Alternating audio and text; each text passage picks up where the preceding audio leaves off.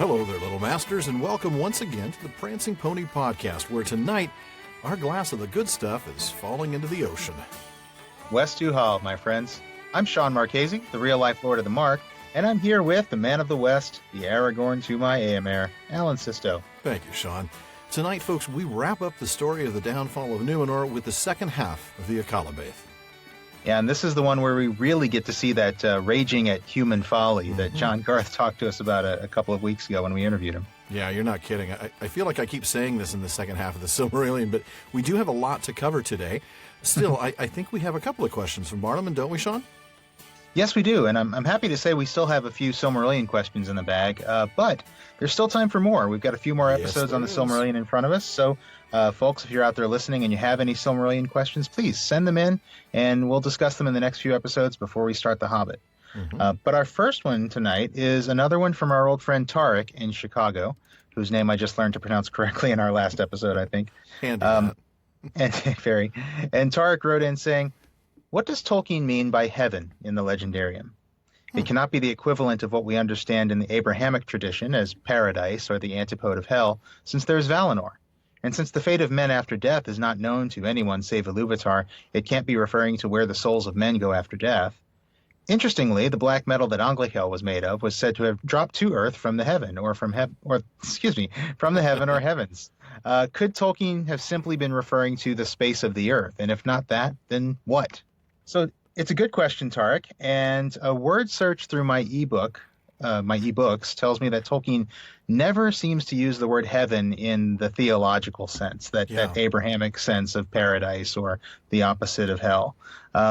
Whenever he uses the word heaven or heavens, and he uses them pretty interchangeably, he's always, from what I can see, he's always referring to the sky. Yeah. And it's almost always in reference to the stars and the sun and the moon.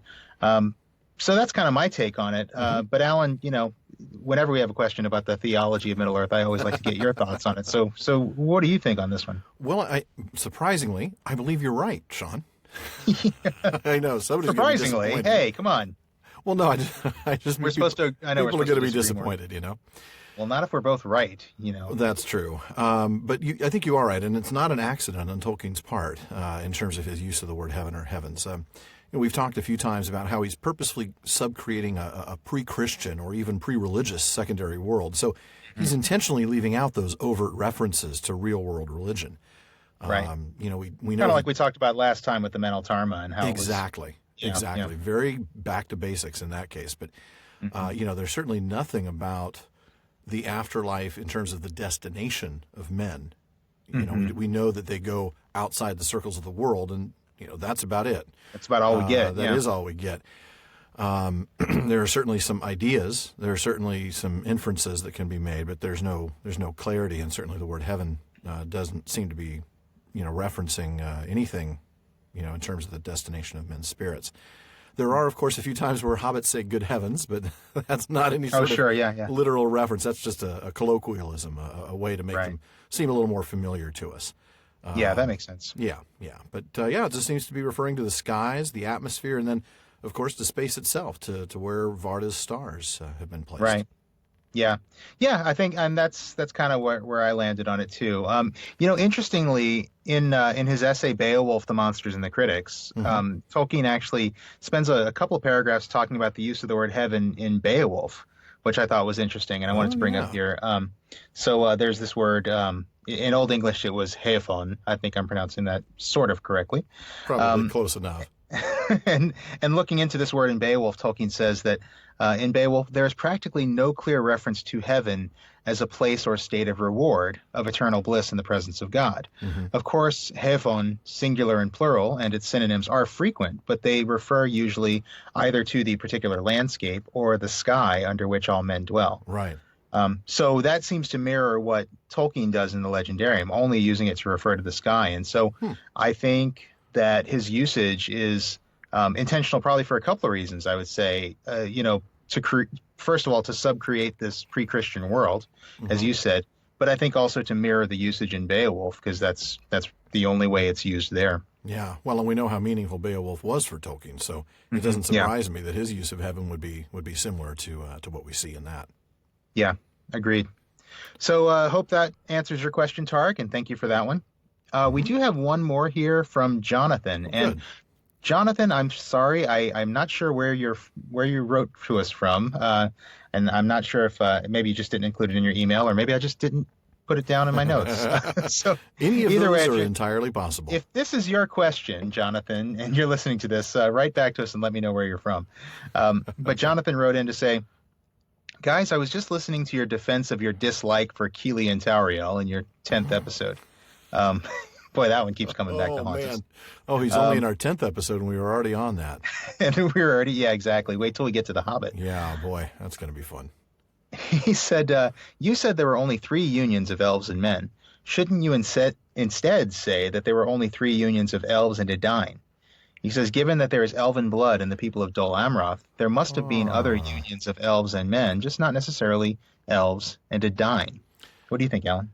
Interesting. Well, obviously the 3 he's talking about would have been 2 that we've already discussed. 2 are in Idril, and Beren and Luthien, and with the third one being Aragorn and Arwen, tying those lines all back together.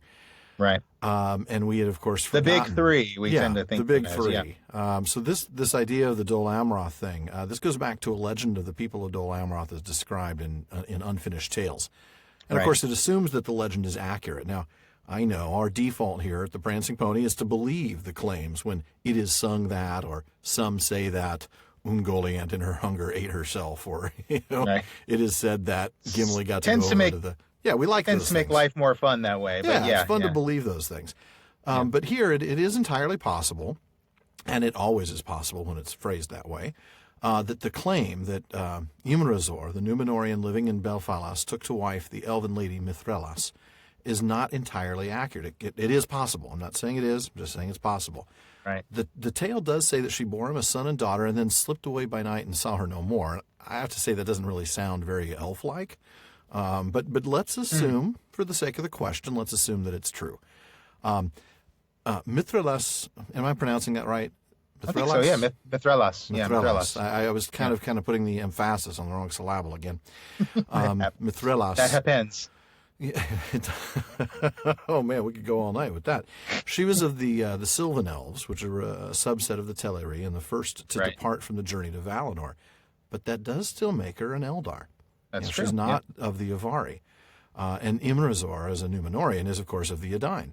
So even if our count was off by 1, it's clear that only the Edain were ever said, even in legend, to have wedded the Eldar. No other elves and men. Shawn, what about you? Yeah, so we're kind of back at square one, I guess. There, it's it's clearly still Eldar and Edain. I will admit, I kind of tend to forget this story entirely, actually, and I think it's just because it doesn't have anything to do with Elendil, and as marriages between elves and men go, they tend to all be part of that Elendil family in some kind of Elendil before or after. Yep. Right.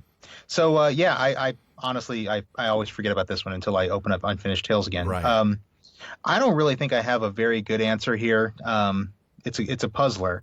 Yeah. I guess what I would say in our defense, in terms of the terminology we used, is that the professor himself in Appendix A to Lord of the Rings, he refers to 3 marriages of Eldar and Edain, and of course he's talking about the ones that are relevant, the ones that you mentioned, right? Idril, Luthien, Aragorn, and Arwen, right? And so that's kind of where we get the number 3 from, and I think that's just kind of what sticks in our minds. Yeah. Interestingly, in his letter to Peter Hastings, I think it's letter 153. That was the Catholic bookstore owner letter. Yeah. In that one, he talks about 2 marriages of elves and men, but I think from context, he's really talking about the ancestors of Elendil. Exactly, he is. He's talking about first age. Yeah. So I guess where I'm getting at is Tolkien himself referred to 3 or 2. Tolkien himself doesn't seem to think that there were just different marriages beyond that. Really, hither, thither, and yon all over the place. Right, exactly. So I think what you said is basically right. The marriage of Mithrelas and Imrazor is presented as a legend within the Legendarium, and there is possibly a chance it didn't happen. I'm thinking also now of things like the legend in The Hobbit that one of the Tooks once had a fairy wife. Which yes, the fairy wife. No, I don't think anybody takes that seriously. No, a hobbit and an elf? No. Right. No, that would not happen. So can't reach. How would he kiss her to make her his bride? Yeah, exactly. I mean, so I guess where I'm kind of landing on this is, I think you're right. I think there's a good chance that this is just a legend, not something Yeah. that actually happened.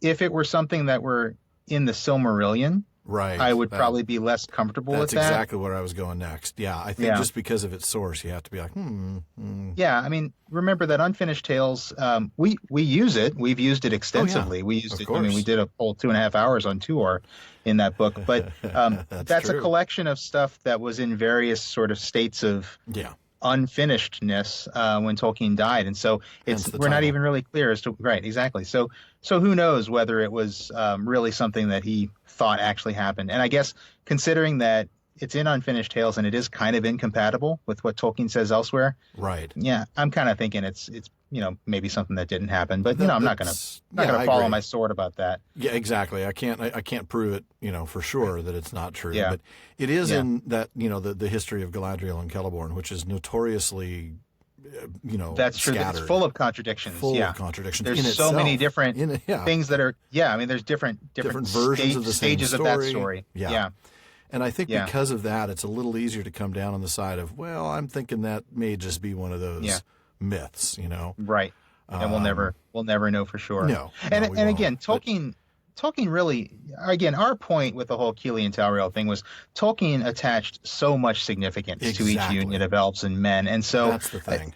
I don't think his intention was ever that they're happening all over the place. And when you look No, at something like a no. Mithrellis and an Immerzor, you have to ask, like, well, why? Why Right. would this be allowed? To in what this case? purpose? Right. Yeah. We get back to some of those things that were talked about when these marriages would happen. I'm thinking, let's see, that this would only happen once or twice. Who was it that was saying that? Oh, to Turin. Right. It was, Yeah, it was it Gwyndor? Gwindor was telling Finduilas that, look, these kinds of things don't happen very often. They're not They going to happen, shouldn't. and if they will, it'll be once or twice for Right, really for good very reason. important reasons. This isn't going to happen just because you got the hots for this guy, Right.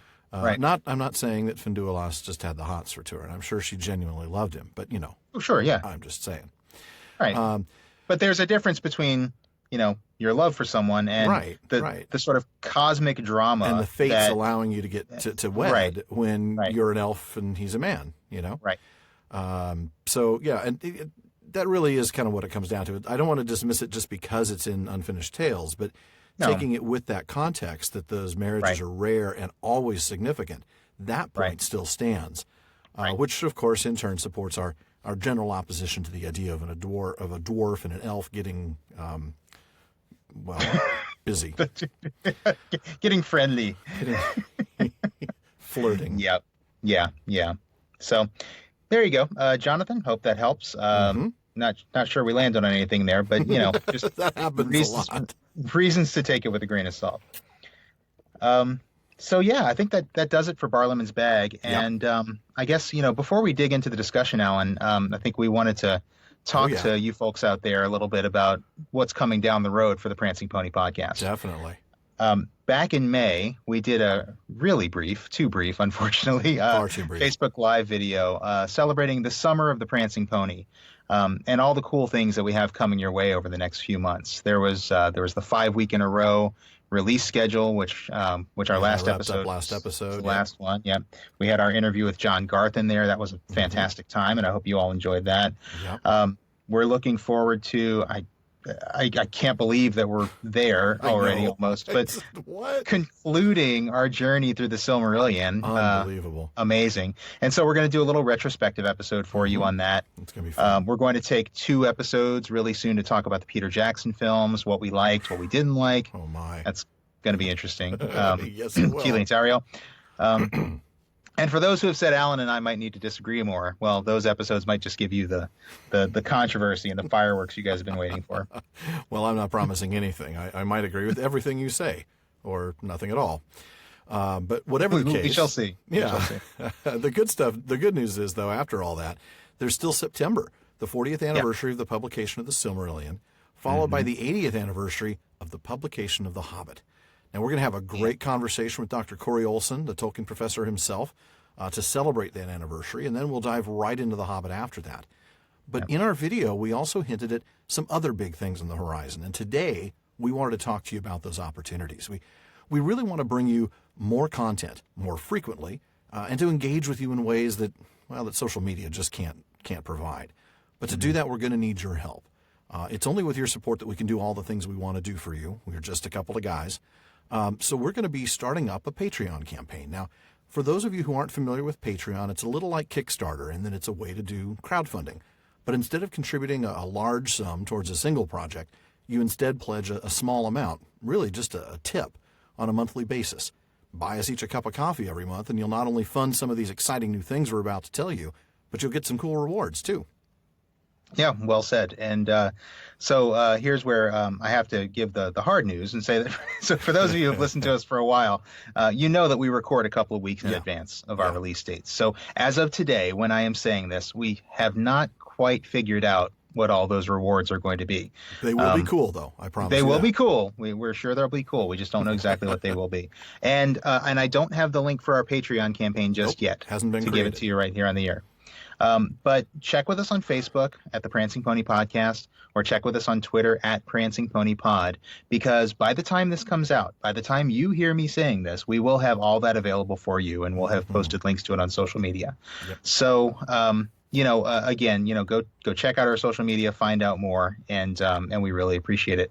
I guess with all that said, maybe we should talk about, the kinds of exciting plans that we have that we're looking for your help with.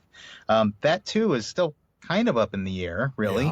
We've just been sort of brainstorming ideas, but for now, I think Alan has been feverishly taking some notes on some of the things we've been talking about, and I think he's got a few things jotted down in front of him, don't you? I've got a few. Yeah.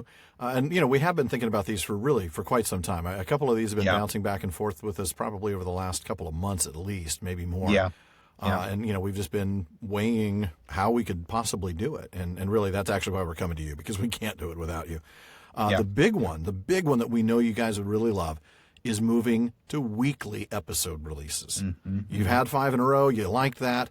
Imagine that all the time. That's right. Alan and Shawn bring you The Hobbit every single week. Can't get enough of us? Well, let's put that theory to the test. We'll challenge that theory. We promise. We've been thinking about things like a live Q&A session on a regular basis, sort of like cool. the Reddit Ask Me Anythings. Well, maybe not Ask Me Anything. Ask Me Anything Tolkien related. I'm not going to... What's your shoe size, Alan? Exactly. I don't know why anybody wants to know. We want to also bring you some new special episodes and maybe even special series of episodes. More on that some other day. But the other really big one, and certainly in terms of resources, hosting special events at moots and conventions near you, our listeners. Imagine an evening at the pub with the guys from the Prancing Pony after the next Myth Moot, or dare I say it, even Oxen Moot. Oh, that would be a lot of fun. It would be fun for me. Yes, it would.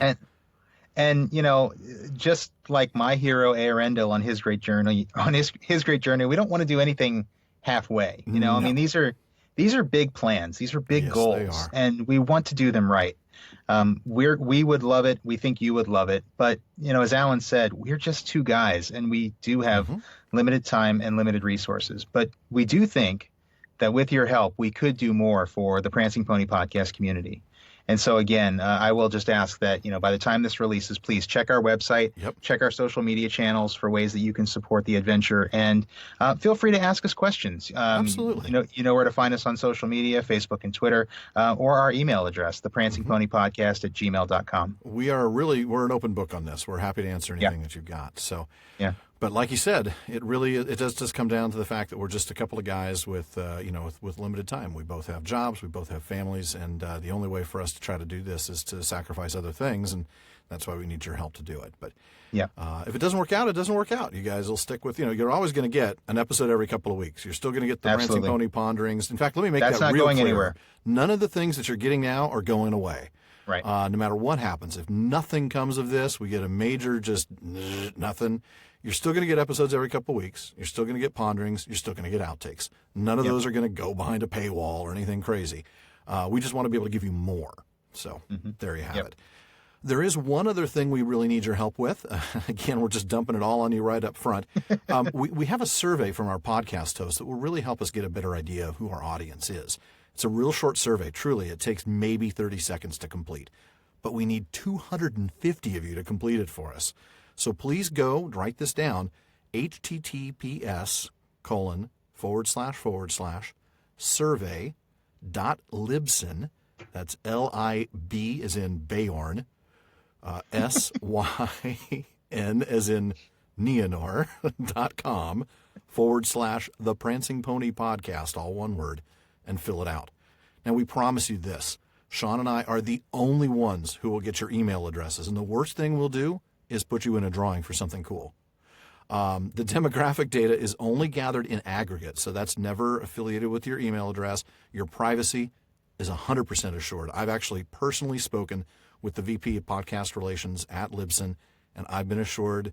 I've looked at their privacy policy. And remember, I used to be an attorney. I've read the privacy policy. You're good. So don't worry about it. Please help us out and complete the survey. If you missed the link, check our show notes. We will post it there as well. And thank you in advance. We do need that information. Be super helpful. And yeah, you know what? We will come up with some sort of prize. If everybody fills it out, your email address will go in a hopper, and we will pull a winner for something cool. We just haven't figured out what yet.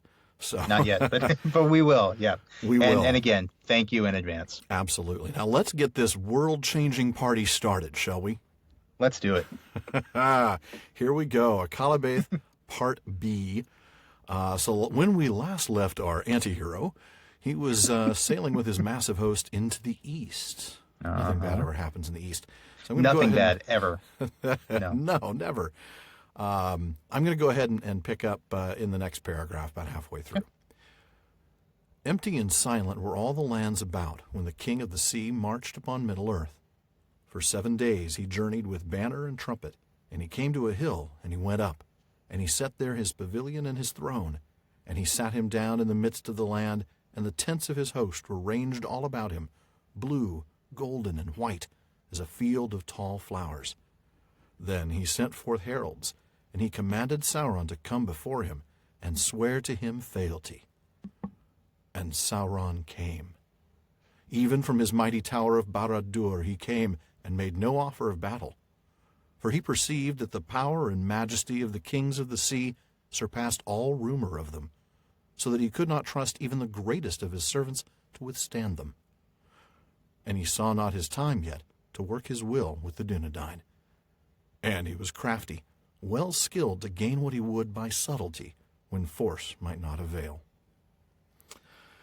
My goodness. Good old Sauron. We talked about him a little bit last time, didn't we? Yep. And the fact that he's established himself in Mordor at this point. I mean, he's in the Tower of Barad-dûr. Yeah. Yep. So just worth noting, Sauron wasn't just kind of a vagabond wandering Middle-earth. I mean, he was established as homeless spirit. Right.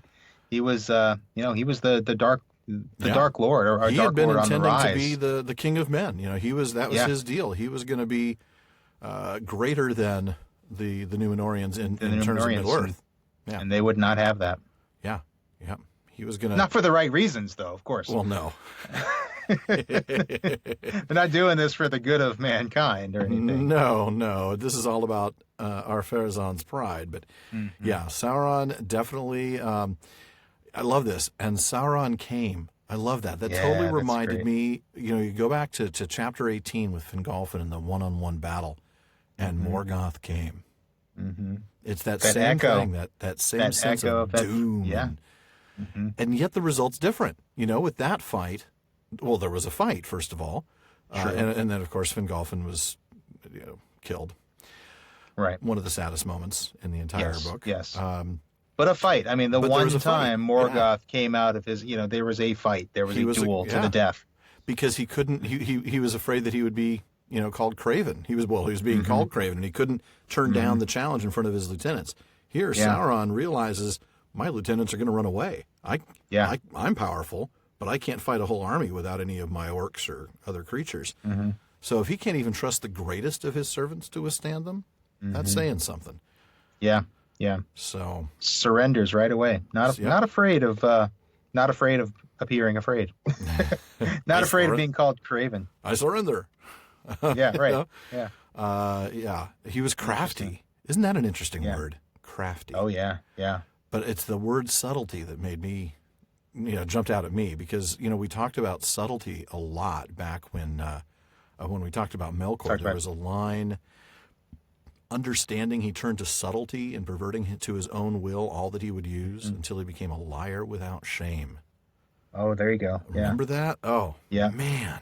Yeah, this word subtlety is rarely used in a positive sense. I think we talked about it a few episodes back. We looked it up. Probably back when Feanor showed up, right? Because exactly Feanor was another one. Feanor was described as the most subtle in mind. Yeah. And that reminded us of Melkor, and so we started doing that research and looked at subtle. Right. You found a bunch of other situations. And Saruman was one. Yeah, they were never good. They were all bad. Yeah. Yeah. It was all about lying or twisting the truth into some, something to suit your own purpose. Yeah. But yeah, Curanir was subtle in speech, right? Right. That's right. Yeah. Where was that? Was that one from the?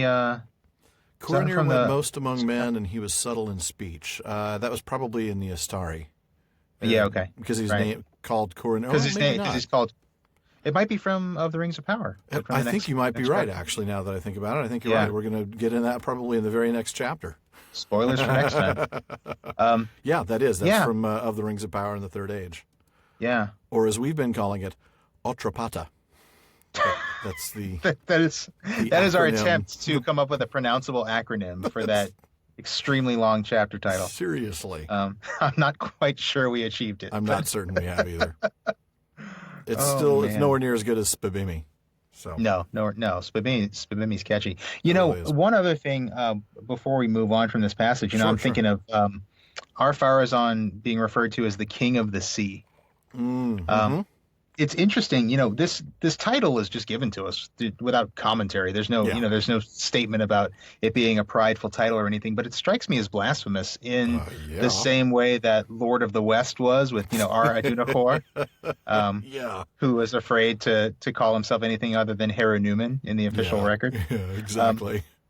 But yeah, in the same way that Lord of the West was a blasphemous title for a king of Númenor to take upon themselves, I think this is too. I kind of think Ulmo probably would have something to say about Ulmo probably who's has the king an of the opinion. sea. Yeah, I would think so. I would imagine he does. I think, and we were talking about this, I think, earlier, that there's a difference between king of the sea and lover of the sea. Now, we'll get to that later, though, right? Yeah, I've got some stuff on that. I don't want to steal your thunder on that. Yeah. So let's put this on the timeline. This happened in Second Age 3261. So we're a little over 3 millennia into the Kingdom of Númenor. Marches into the lands for 7 days. So he would have gotten pretty far inland. Again, big armies, not moving fast, but still. Sure. No battle, the subtlety thing. But Ar-Pharazôn decides he's going to go ahead and bring him back. Tell us about that. What's the next? You got the next passage, right? What in the world was he thinking? Well, Sauron's like, well, if you insist. Yeah. It's basically like inviting a vampire to your home. Who's wearing the one ring? Right, exactly. Yeah. Okay, so I'm picking up the next paragraph here. But Ar-Pharazôn was not yet deceived. And it came, maybe he was, but I'll start that over. But Ar-Pharazôn was not yet deceived, and it came into his mind that for the better keeping of Sauron and of his oaths of fealty, he should be brought to Númenor, there to dwell as a hostage for himself and all his servants in Middle-earth. Because that's brilliant. Oh, brilliant. To this Sauron assented as one constrained, yet in his secret thought he received it gladly, for it chimed indeed with his desire. And Sauron passed over the sea, and looked upon the land of Númenor, and on the city of Ar-Menelaos in the days of its glory. And he was astounded, but his heart within was filled the more with envy and hate. Yet such was the cunning of his mind and mouth, and the strength of his hidden will, that ere 3 years had passed, he had become closest to the secret counsels of the king. For flattery, sweet as honey, was ever on his tongue, and knowledge he had of many things yet unrevealed to men. Wow. Oh my. Yeah. What did you call this one? What did you call this one? The Fox in the Hen House? Yeah. I mean, this is I could just see Sauron's eyes getting all big. Like this is, you're playing poker and you look at your hole cards and you're like, ooh, pair of aces. And you're hoping that you don't have a tell that's going to make everybody fold. and assented to it as one constraint. Yeah, please don't throw me in that briar patch, basically. Yeah. Don't take me to jail in Númenor, please. Right, please, not Númenor. Let anywhere me stay here. Númenor. I think I'll take you to Númenor. I won't do anything bad here, I promise. Yeah. You don't want to take me to Númenor. No, don't take me to Númenor. Oh, well, if you insist, sir. Yeah, well, all right, fine. I Fine, guess I sire. Sire, yeah. Sire. Yeah. He's the smooth his tongue, and then here we find that he's got flattery sweet as honey is ever on his tongue. Mm-hmm. This already we're seeing how, and we talked about how Melkor was subtle also, and Melkor did use lies and deceit, but he also used brute force more than Sauron. I always see Sauron, especially early in his Dark Lord career, as he's really relying more on the trickery and the deceit. I think you're right. Yeah, before which he is got not to say Melkor didn't, but that was before he went back to school and got his MBA. Then he started. Right. The thing I noticed, he's more of a I don't know. Melkor was more of a blunt instrument, Dark Lord. I think Sauron is very slick. Yeah. At this point, he's going to lose that soon. Very soon. I mean, by the end of the second age, in about 11 pages. Yeah. Yeah, he's eventually becomes that sort of blunt instrument. But you're right. Now he's very subtle, very crafty.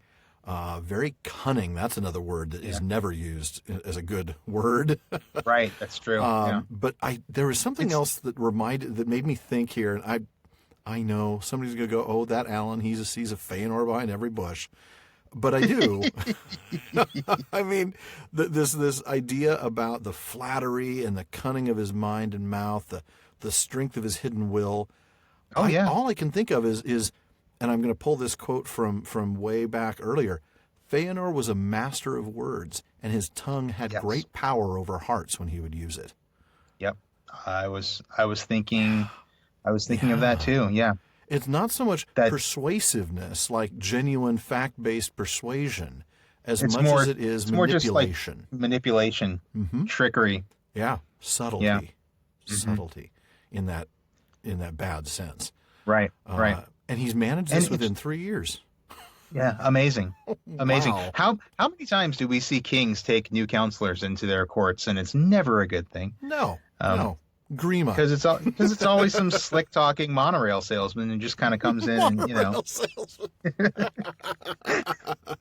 Oh, we had to get a Simpsons reference. There's our Simpsons reference for the night. Oh, maybe it's our only one. Maybe not. Maybe not. We'll see. I was surprised at how much he already has that Melkor ingredient in himself. How he's filled with envy and hate. Think of how many times we saw Melkor filled with envy and hate. Absolutely. Every time he saw the Silmarils, every time he saw, Yeah. So don't be fooled. Sauron may have a slightly different MO, but he is the same kind of Dark Lord. He is driven by the same envy, the same hate. It's a bit like the Who song, it's like meet the new Dark Lord, same as the old Dark Lord. Will you sing that for me, Shawn? Meet the new Dark Lord, same as the old Dark Lord. You have a good sense of humor. I expected you to say no. So that was good. Anything for the show, Alan. Anything for the show. I love that. Well, not anything. No, there are. I would do anything for limits. the show, but I won't do that. Whatever that is. Yeah. Remember that Meatloaf song? I don't actually. Oh, really? Yes, I do now. Okay. It took me a moment. We digress. We do. Man, over and over. But hopefully folks are okay with the digression. I guess we'll find out when our Patreon thing gets like, $3.17. We'll know that maybe we need to drop back to once a month. So the faithful in the or maybe choose our section, music references with a little bit more taste. Well, yeah, or at least more broad application. I mean, really, our audience is probably, for the most part, a little too young to reference a whole lot of Who and Meatloaf. Yeah. The next little text, we're not going to read it, but the faithful become the rebels. This is the rebel alliance in the Empire. These guys are the bad guys. And now they're the ones in charge. So I'm going to go ahead and pick up in the middle of that paragraph that you ended, and we'll talk a little bit more about the darkness, literally in this case, the darkness. Yeah. For now, having the ears of men, Sauron with many arguments gainsaid all that the Valar had taught. And he bade men think that in the world, in the east and even in the west, there lay yet many seas and many lands for their winning, wherein was wealth uncounted. And still, if they should at the last come to the end of those lands and seas, beyond all lay the ancient darkness. And out of it the world was made, for darkness alone is worshipful, and the Lord thereof may yet make other worlds to be gifts to those that serve him, so that the increase of their power shall find no end. And Ar-Pharazôn said, Who is the Lord of the darkness? Then behind locked doors Sauron spoke to the king, and he lied, saying, It is he whose name is not now spoken. For the Valar have deceived you concerning him, putting forward the name of Eru, a phantom devised in the folly of their hearts, seeking to enchain men in servitude to themselves. For they are the oracle of this Eru, which speaks only what they will. But he that is their master shall yet prevail, and he will deliver you from this phantom. And his name is Melkor, Lord of all, giver of freedom, and he shall make you stronger than they. Then Ar-Pharazôn the king turned back to the worship of the dark, and of Melkor the Lord thereof, at first in secret, but ere long openly, and in the face of his people. And they, for the most part, followed him. Oh. Wow. Well, first let me apologize for my Sauron voice, by the way. I had not prepared one, and I was like, "Oh man, I'm reading this. This is Sauron talking." I thought you got the right slick, sleazy kind of salesman approach. Well, I knew he couldn't be that, Melkor sort of. No, he's not shaking voice. He's not quite that obviously evil. I mean, that's kind of what we've been talking about. Exactly. He's very honey-tongued. Yeah. I mean, he presents a good argument if you haven't read the first 300 pages of this book. And if you haven't listened to the Valar and the Teleri that have been coming and talking to you, yeah. Right, But boy, what a horrible... I mean, he just undoes all of it. Yeah. But in one conversation. Yeah. But he does it by plying on their weaknesses. You know? Absolutely, yeah. There's other lands, there's other places where you can win. Yeah.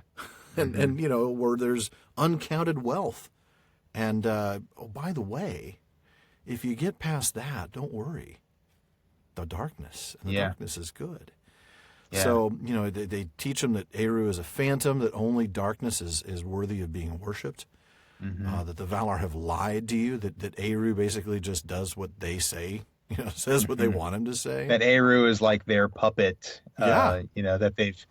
Yeah, that's really interesting. Isn't it? And of course, because, that way they can say, we can't take away the gift of Eru. Right. They're blaming it on some non-existent phantom. Yeah. But Melkor, giver of freedom, boy, is that ironic. Yeah, no kidding. I'm trying to think of, was the only guy who ever gave his freedom to was Hurin, and that wasn't exactly free. Right. No, not at all. Yeah. The darkness. I mean, that's an Orwellian kind of lie, Yeah, It's like the Ministry of Peace, Love. Yeah, exactly. This Melkor worship is really interesting. I want to pull in something from a letter. In letter 156, Tolkien talks about this. He talks about Sauron becoming this prisoner and gaining control over Ar-Pharazôn's mind. And here's what he says. He says that Sauron, quote, destroyed the conception of Eru, now represented as a mere figment of the Valar or Lords of the West, and substituted a Satanist religion with a large temple, the worship of Melkor. Well, I don't think we can get any clearer, folks. No, we certainly cannot. We talked about the analogies, and there it is, pretty clear. Yeah. Melkor, Satan, Melkor. It's really true. Yeah, boom, there it is. Yeah, Satanist religion.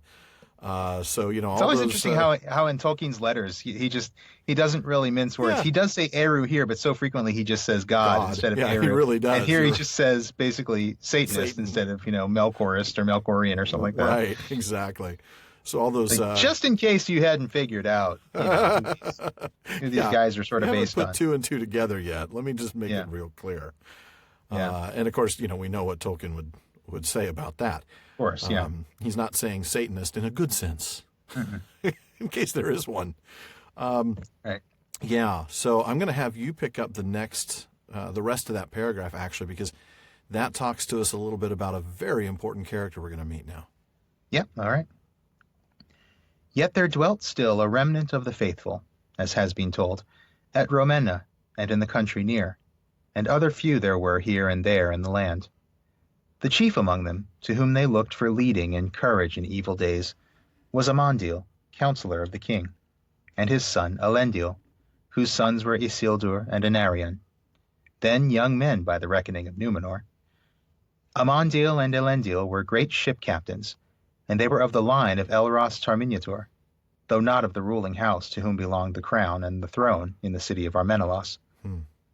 In the days of their youth together, Amandil had been dear to Pharazôn, and though he was of the elf friends, he remained in his council until the coming of Sauron. Now he was dismissed, for Sauron hated him above all others in Númenor.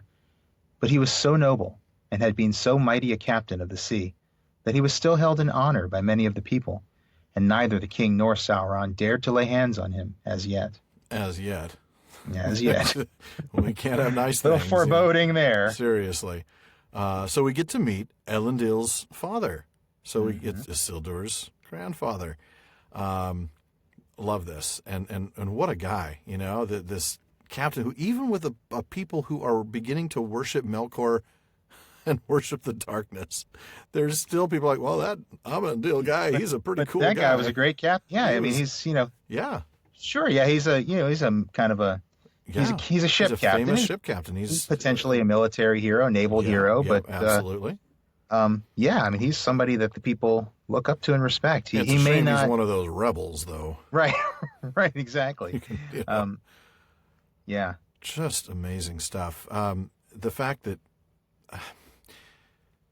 it's so tough. I mean, that everybody's looking at this one guy to lead the faithful, and yet he's in a situation now where he's powerless. He's no longer doesn't have the ear of the king because anymore. Once upon a time he was in the council. He would have had some sway. We know he didn't have much, but at least he had a voice, and now he doesn't even have that. No, because Sauron sees the threat, recognizes it for what it is, and hated him above all others in Númenor, which is saying something. Yeah.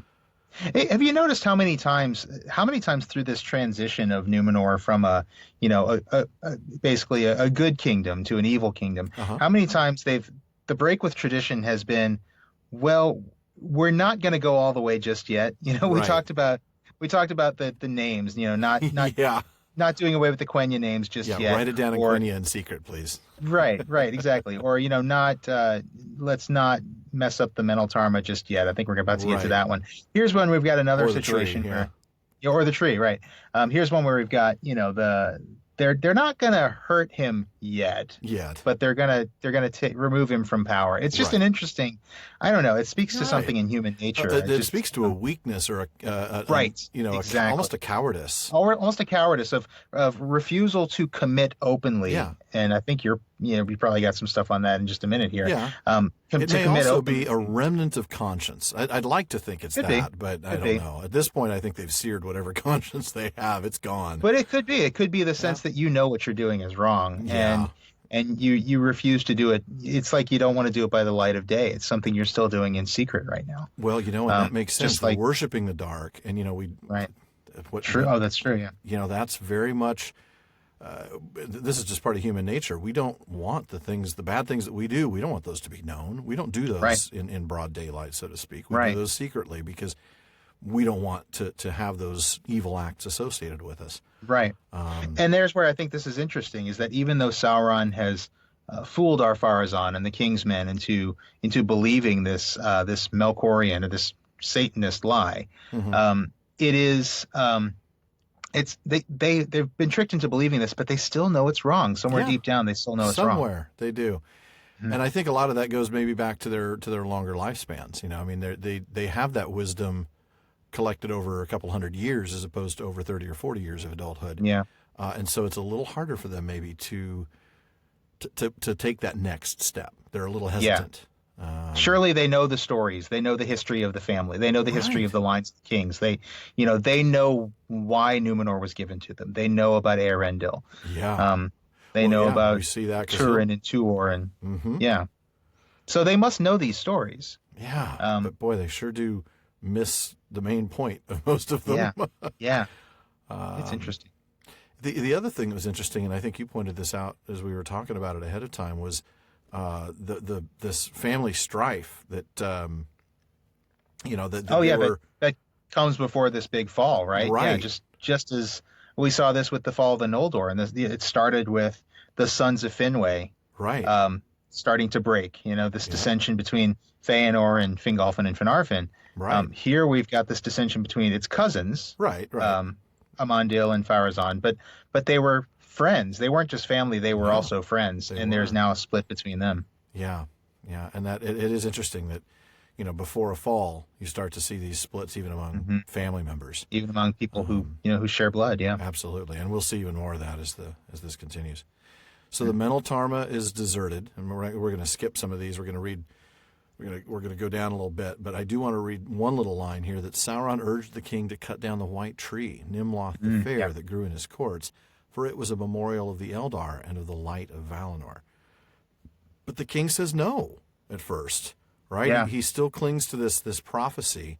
And like you said, it's this just refusal another one to of these commit. hesitant. Yeah, exactly. It's like, well, that's the line he won't cross. I'll worship the darkness, but I'm not going to cut down the tree. I mean, how stupid does that sound, really? Yeah. When you say that out loud. Yeah, well, it's kind of paying lip service to this tradition that doesn't really mean anything to you anymore. Exactly. They're very tradition driven, but only out of, I don't know, some weird sense of omen, maybe. It's certainly not duty, let alone love. But it really is that's really interesting. Like a weird like it's going to be bad luck. Like it's the number 13. Yeah, like it's a weird walking superstition under a kind ladder. of thing. Or, that's exactly what it seems like it is. But thank goodness he says no for a brief time, because that gives Isildur some time to do a really cool thing. So I'm going to read starting in the next paragraph about halfway through. Okay. Let's see. So this is Amandil when I say then he. So then Amandil spoke to Elendil and the sons of Elendil, recalling the tale of the trees of Valinor. And Isildur said no word, but went out by night and did a deed for which he was afterwards renowned. For he passed alone in disguise to Armenelos and to the courts of the king, which were now forbidden to the faithful. And he came to the place of the tree, which was forbidden to all by the orders of Sauron. And the tree was watched day and night by guards in his service. At that time Nimloth was dark and bore no bloom, for it was late in the autumn, and its winter was nigh. And Isildur passed through the guards, and took from the tree a fruit that hung upon it, and turned to go. But the guard was aroused, and he was assailed, and fought his way out, receiving many wounds. And he escaped, and because he was disguised, it was not discovered who had laid hands on the tree. Yay, Isildur! Good job, Isildur. Yeah. He gets such a bad rap because of the opening of the because Lord of what Rings. he did later by failing to destroy prologue. the ring. Yeah. Yeah. And in case anybody wasn't sure, yes, this is the same Isildur. I think people know that, but just in case. Do. But just and that's another interesting thing, because this is a deed for which he was afterwards renowned. Yeah. The guy who ended up cutting the ring from Sauron's finger, the guy who ended up founding the realm of Gondor. Yeah, but he's mostly famous for plucking a fruit. Right, exactly. Really well that's done. Interesting. It's interesting that this is a significant thing, and we did talk in a previous episode. I wish I remembered which number, but we talked about what happens to this tree and the seedlings of the white trees in Minas Tirith. We probably talked about it back in the chapter on the trees themselves, or maybe when the duplicate, the first one was made. Maybe so. Yeah.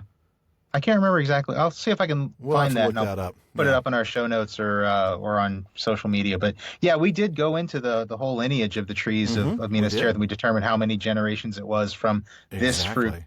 that Isildur had plucked, the fruit. That's How many so cool. generations it was to the one that Aragorn planted at the And end of the that's why Third it's so Age. important. That's why Yeah, it's so important right there. yeah. Well, it's that Mhm. connection back to Númenor, but more than that, it's a connection back to Tolerancia and a connection back to Valinor. Yes, to Valinor specifically because, well, yeah, it really is an amazing thing. And, he gets wounded really badly. And Yeah. amazingly, when the fruit is planted and the shoot arises, he comes back, basically from the door of death. I mean, he was very close to dying. Hmm. But when the tree sprouted, that's when he came back. So Right. really, really cool stuff. But And he seems to have done it just in time. just in time, because then, and sure enough, the king yields to Sauron and chops down the tree. I could just see George Washington now. I cannot tell a lie. I chopped down the white tree. Let's not even dignify Ar-Pharazôn. No. So I'm going to have you actually read from the middle of that next paragraph. Oh, this is a bad one. Okay. It is bad. This is terrible, terrible bad. Yeah.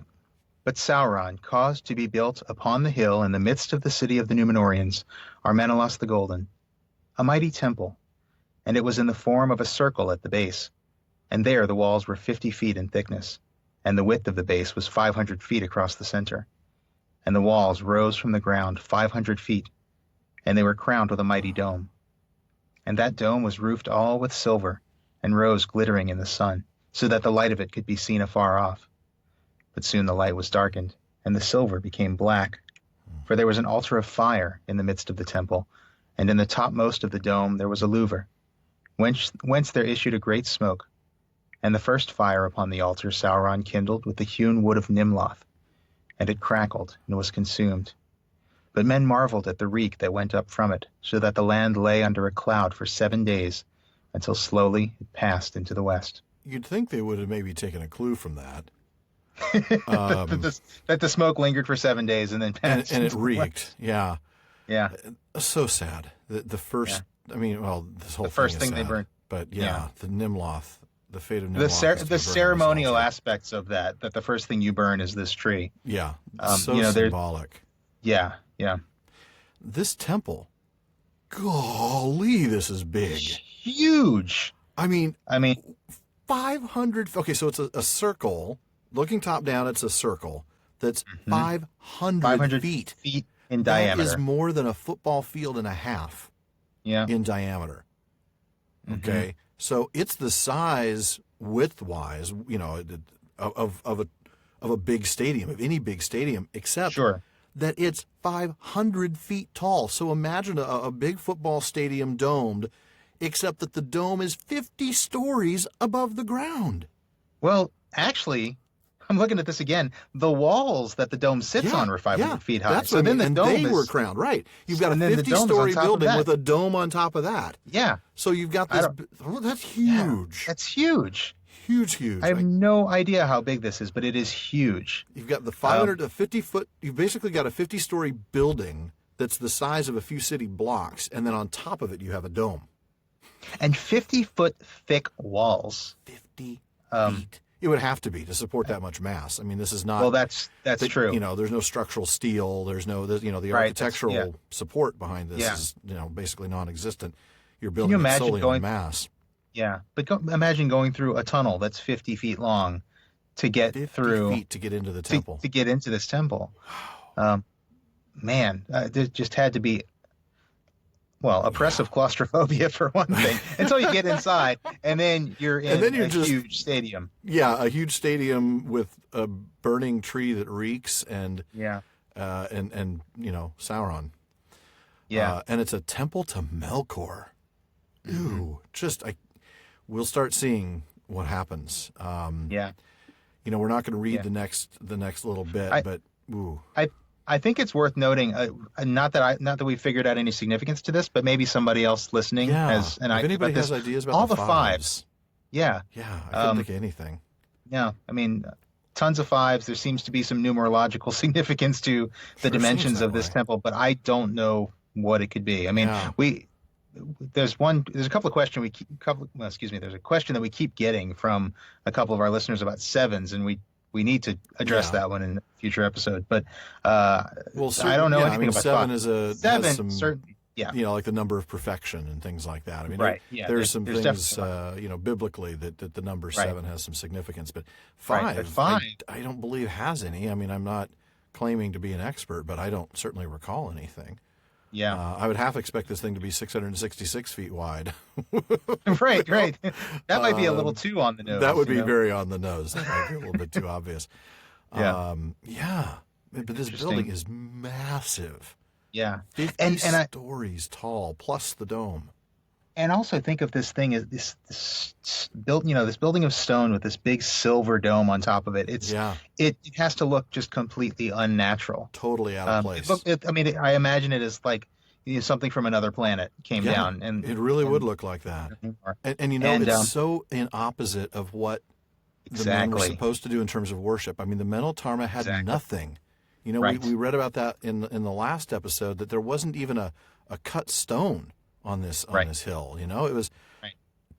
no temple, no shrine, nothing built, just Right. this natural hallowed place, right, which totally fits with Tolkien's own kind of philosophy. But sure. yeah, But this is the exact opposite of that. This is yeah, a thing totally of pure opposite. artifice. Pure And- artifice. Yeah, That's a good way of putting it. Yeah. yeah, And of course, the crackling wood of Nimloth isn't enough.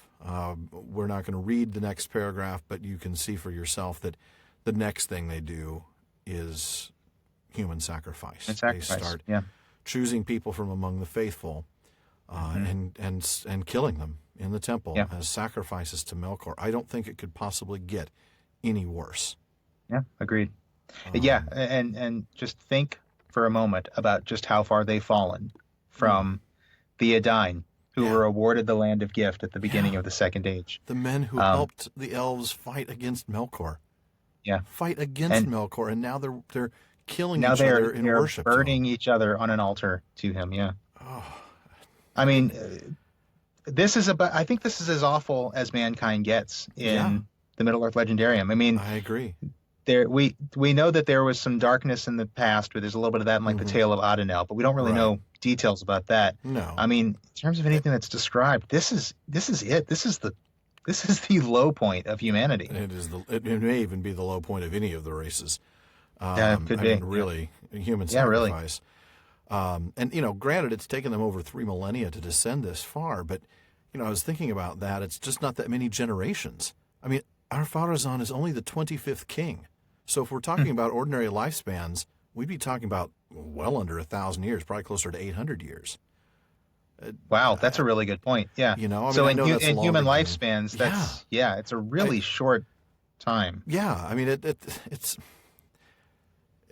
it really is. I mean, you would think that in a culture like that, where everything's written down and there's all this history, and you live for such a long time, so you can kind of grasp all of that history, that this kind of mistake, a mistake Yeah. is such an understatement, that this Yeah, kind of right. horror would never happen.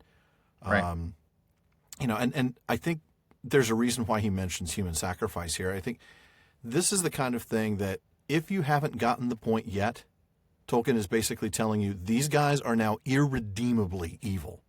I think that's true. You should be, as a reader, you should now be passing moral judgment upon them. Yeah.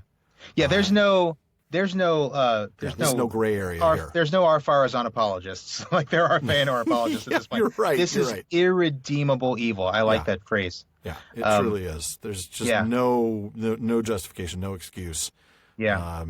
I would say the same thing about Feanor apologists, but No, I know, but They might know where I I would too. live, But so. but there is enough ambiguity that a lot of exactly, of know, course. people that a lot of people still. and that's but part of the this, story there's- that ambiguity is. But this is as unambiguous as it can possibly get. Right. Right. Especially when you combine it with with Tolkien's letter about it being a Satanist religion. Right. Yeah. But why in the world are they doing this? Why are they killing each other? Because they're afraid of death. Fear of death. They're trying Fear. to get Melkor to release them from Iluvatar's gift.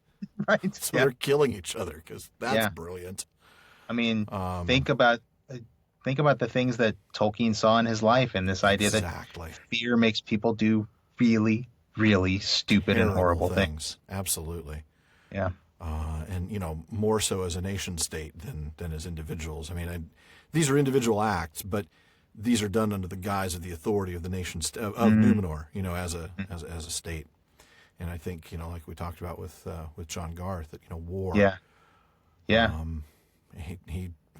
And you think about when he was writing this story, and again, I know we always say that there was no allegory, but no, of course not. But he was, as John Garth was telling us, he was influenced with this story particularly by world events. And influence and inspiration are not allegory. Right. And we're not ever trying to say that they are. But, in that same, I love to quote that line about I cordially dislike allegory in all its forms, that line. But shortly right after that, and I'm going off, kind of going off memory, so I might not get it right. He talks about how that, even though that's the case, a writer cannot be helped. Right? That a writer can't help but be influenced by these things. Right, exactly. Yeah. Exactly. And so if you're living in a time, if you're writing a story in a time between, say, 1937 and 1945, which is when he was writing this, you might start to think about things like the mass slaughter of innocent people. Exactly. Though I now have that quote, and I need to bring it up because I botched it pretty badly. Please do. An author cannot, of course, remain wholly unaffected by his experience, but the ways in which a story germ uses the soil of experience are extremely complex, and attempts to define the process are at best guesses from evidence that is inadequate and ambiguous. There you go. So there you go. Yeah. So that's all we're saying. I mean, he's just talking about just the stupid things, the horrible things, really stupid, irredeemably evil things people do. Yeah. And they do it in this case because they're afraid of death, which is really such a deeply sad irony. Yeah. So I'm going to go ahead and read this next paragraph. Because what are the results? Right. You'd think if this is evidence-based action. Right. That they might change their course. The evidence does not support the no, the it theory. does not. But for all this, death did not depart from the land.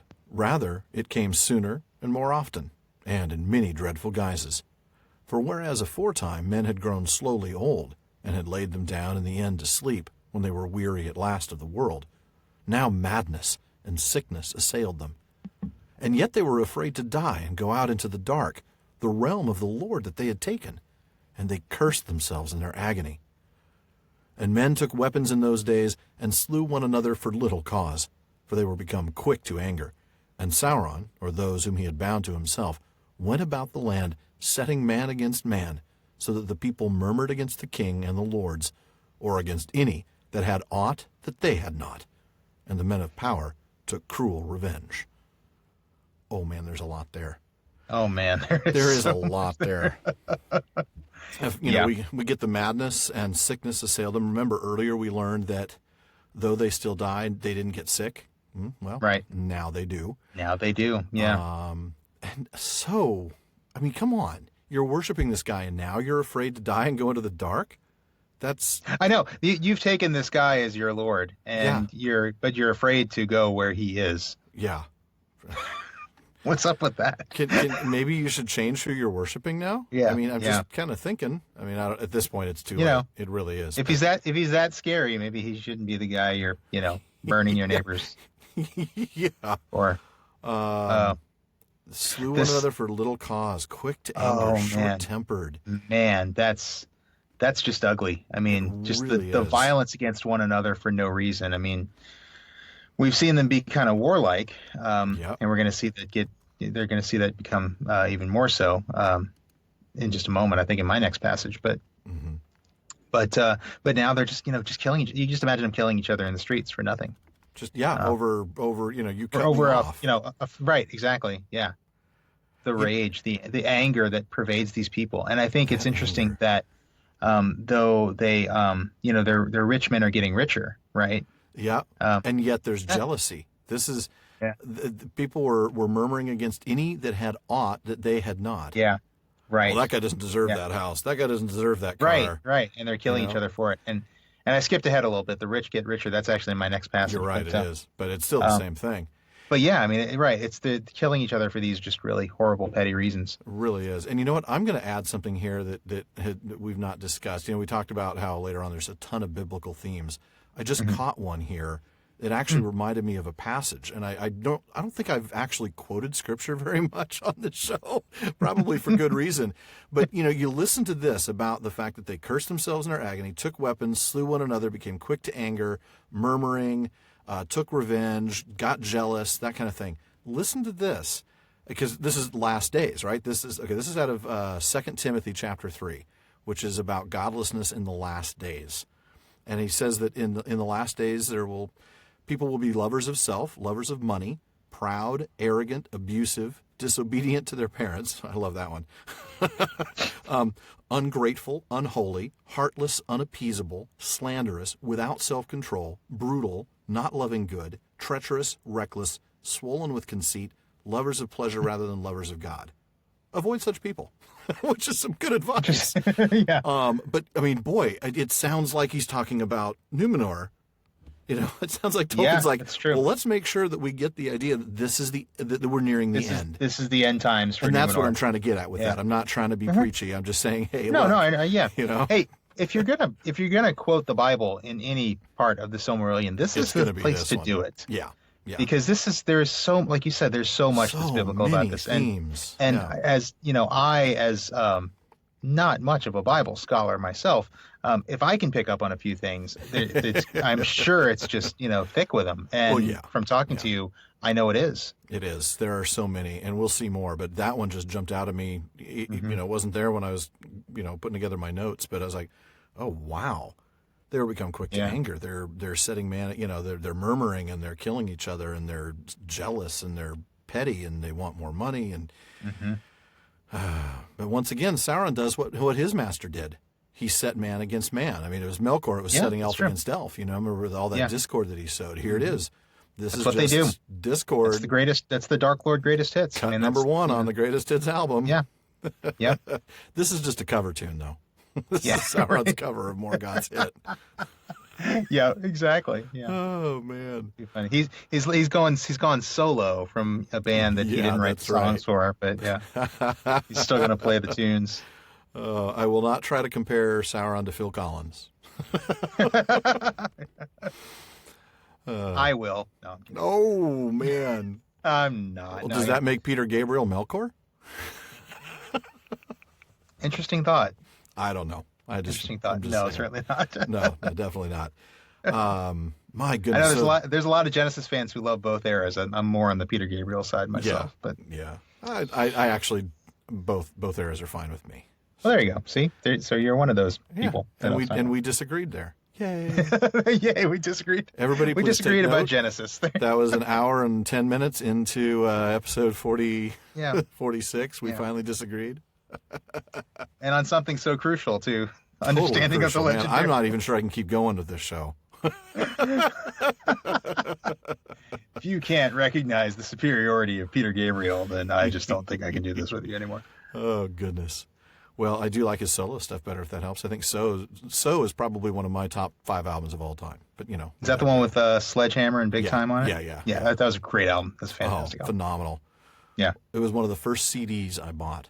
When CDs first came out, I had that on LP, but I still bought it on CD. I remember my very first CD purchase. It was Peter Gabriel's So and U2 Joshua Tree. Nice. 2 really good albums. Nice. Very nice. And that tells you how old I am, that I've bought CDs when they first came out. Yeah, well... when people today are like, what's a CD? Why would I put music on a stupid plastic disc? My first CD, which I bought in 1991, was Pink Floyd's first album from 1967. So, very good choice. Piper at the Gates of Dawn. There you go. So 91. You bought them well after they'd been out. Oh yeah, well I was a kid. I didn't have. Oh, that's true. I keep forgetting I'm about You're a few years older than me, not much older. I didn't have the money for a CD player, so I had to save up. And once I finally got it, I was like, yep. I remember paying way too much for a CD player back then. But we definitely digress. We And you know what? do. We We have to definitely because we've been digress. talking about human sacrifice. It's really hard. We need something. We got to lighten the to make mood, us man. happy. I mean, why don't we just I'm with you. pull Blood Eagle from Vikings season 2 and throw that up there while we're at it? Good golly, this is just terribly dark stuff. That was a brutal That was episode nasty. of that Was, show. I mean, I love that show, but I not love that episode. show. That was a rough episode. I never need to watch that one again. Ever. I mean, I like I like kind of yeah, you're a horror bloody movies. guy. Yeah, I'm not. That was. I mean, I enjoyed it for what it was, but it was Yeah. rough even for me. Yeah, I did. I the nightmares I had. I never need to see that particular episode again. No. Do love that show though. Man, that's a good show. It is a great show. Even though I know it's not exactly historically accurate. I No, know, but you know I what know. is. We have fun. What is? Exactly. So I'm going to have you, since our digression is now officially at an end, read the next paragraph in a touch. All right. Nonetheless, for long it seemed to the Númenóreans that they prospered. And if they were not increased in happiness, yet they grew more strong, and their rich men ever richer. Well, there For you with go. the aid and For with the aid and counsel of Sauron, they multiplied their possessions, and they devised engines, and they built ever greater ships. And they sailed now with power and armory to Middle-earth. And they came no longer as bringers of gifts, nor even as rulers, but as fierce men of war. And they hunted the men of Middle-earth, and took their goods and enslaved them. And many they slew cruelly upon their altars. For they built in their fortresses temples and great tombs in those days, and men feared them. And the memory of the kindly kings of the ancient days faded from the world, and was darkened by many a tale of dread. Thus Ar-Pharazôn, king of the land of the star, grew to the mightiest tyrant that had yet been in the world since the reign of Morgoth, though in truth Sauron ruled all from behind the throne. Wow, the puppet master. The puppet master indeed, yeah. Wow, what I mean. So they were not only just killing people in the temple, in Ar-Menelaus. They were killing. They're people building in the more temples temples for human sacrifice in in all their Middle-earth. colonies. Yeah. Man, that's terrible. Yeah. Yeah. Again, the fall that we've seen from, it's spelled out right here. They've gone from really bringing is. wisdom to, sort taking of slaves and killing people. colonial dominion to now taking slaves and just victims for human Right. sacrifice and Yeah, just this stealing. is well beyond and money. colonialism. This is exactly. Right. full-blown ethnic cleansing. I mean, they're Right. trying to take all of these guys and wipe them out. I mean, this is just awful. Yep. I noticed, we talked about how a lot of this, now that this legend is in the Mannish realm, that a lot of these stories are designed to fill in the gaps of our own stories that we as men have heard. And here we get an example of how those stories have changed, because now we don't have the stories of those kindly kings. We now have those right. tales are now darkened by many a tale of dread. Right. So it talks about how, those stories that you might have little glimpses of here and there, that are really kind of overwritten by these By these horrible tales kings. of horrific stuff. Yeah. The mightiest tyrant. But of course, it was really Sauron, Yeah. puppet master. Sauron was the brains behind it all. You've got the brains, I've got the bro. Let's kill lots of slaves. Oh, nicely done.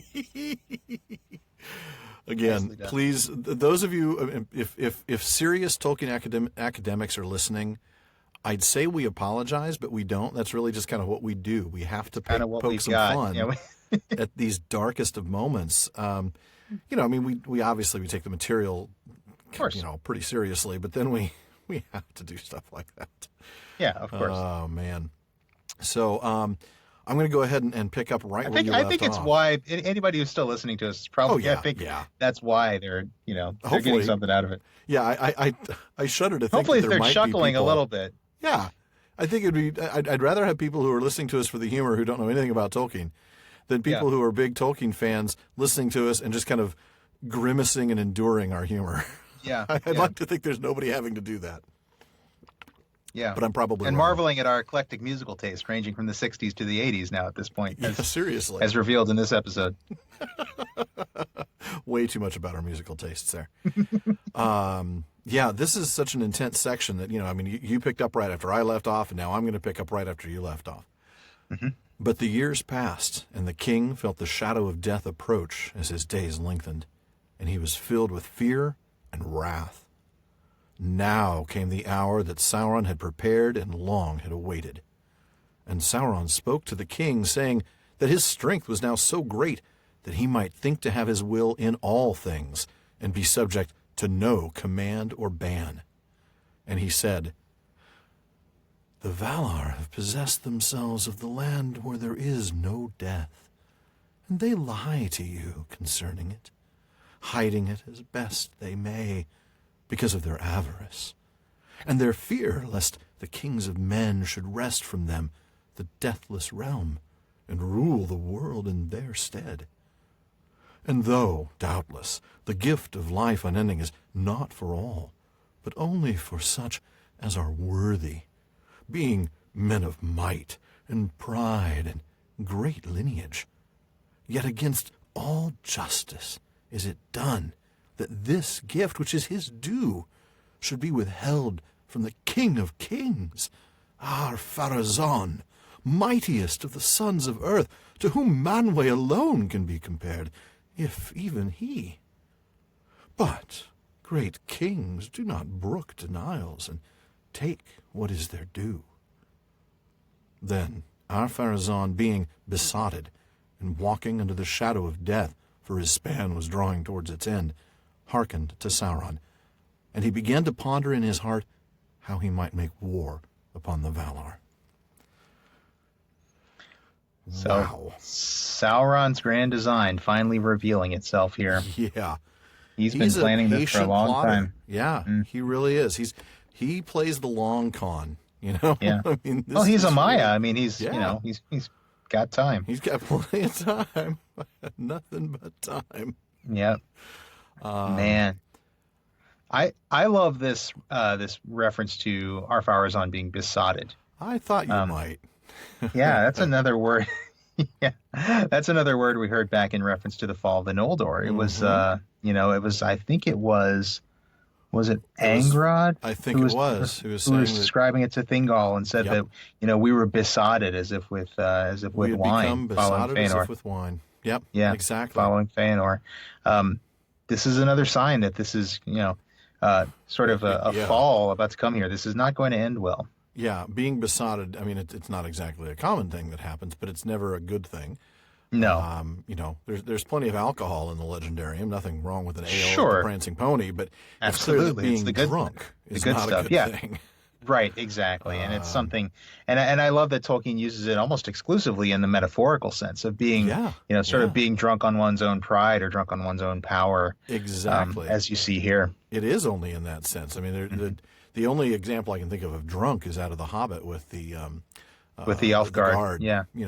But in both the conversation with Thingol and in this, it's clearly being besotted with something else, your pride and the words of Fëanor, for instance. But it's like being drunk. It indicates a complete lack of control, a lack of self-control, a lack of good decision making.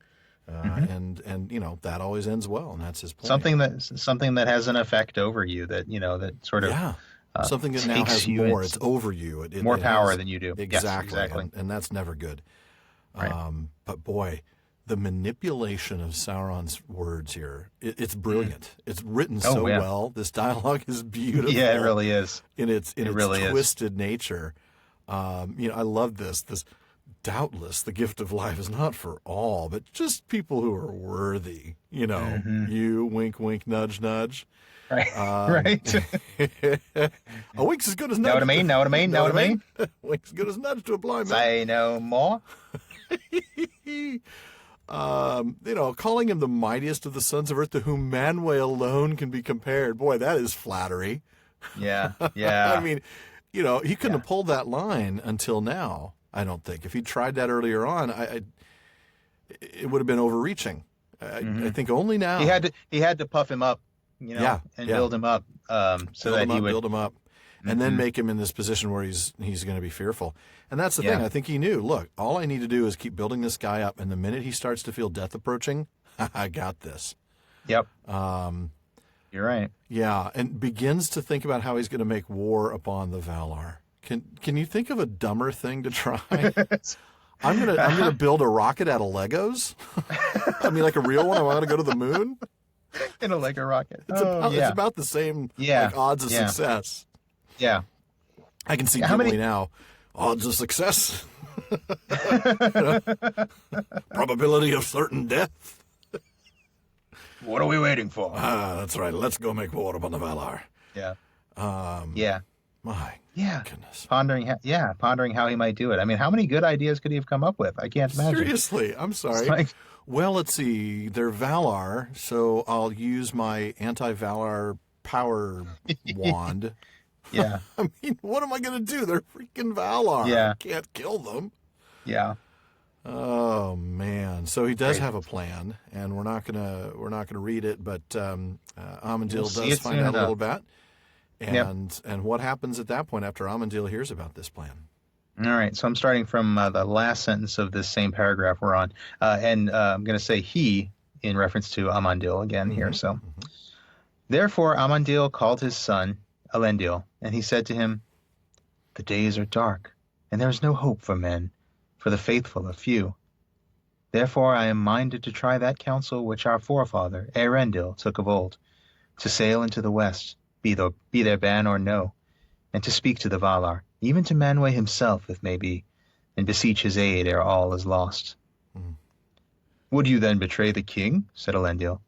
"For you know well the charge that they make against us, that we are traitors and spies, and that until this day it has been false." "If I thought that Manwë needed such a messenger," said Amandil, "I would betray the king, for there is but one loyalty from which no man can be absolved in heart for any cause. But it is for mercy upon men and their deliverance from Sauron the Deceiver that I would plead, since some at least have remained faithful. And as for the ban, I will suffer in myself the penalty, lest all my people should become guilty." My goodness, what a brave thing to do. Sacrifice. Yeah, I mean, he knows it. He knows it. He knows that he is going to be breaking the ban. He's going to take it onto himself just to try it. Because he's doing it for a good cause. And there was no explicit ban before when Elendil went. I mean, that's true. It wasn't likely to be successful because of the shadowy seas and all of that. But there was no. Now there is an explicit ban. It is ban. Against you are forbidden from sailing. It is against the law of the Valar. Yeah, that's true. But it is, because everything always comes back to Elendil for me. It is worth noting the ways that that this journey that Amandil undertakes echoes the voyage of Elendil, and also, honestly, how Ar-Pharazôn's journey is about to sort of echo and contrast with it, which we'll talk about a little bit.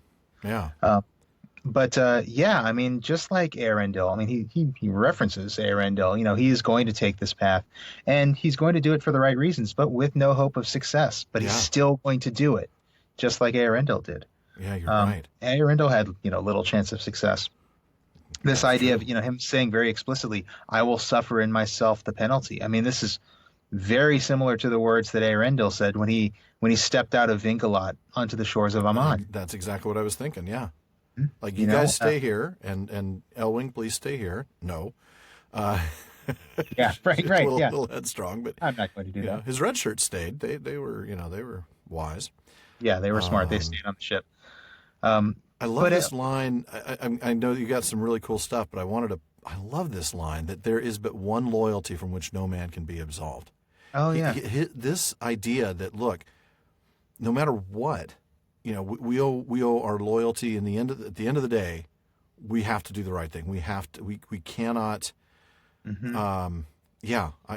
we can't, we're not going to be the ones who are just following orders that we know are evil. Well, and not just that, it's like, I may have my king, and I owe my allegiance to my king because he is my king, but we're still kings he's still king under Manwë. Manwë is still the ultimate king of Arda.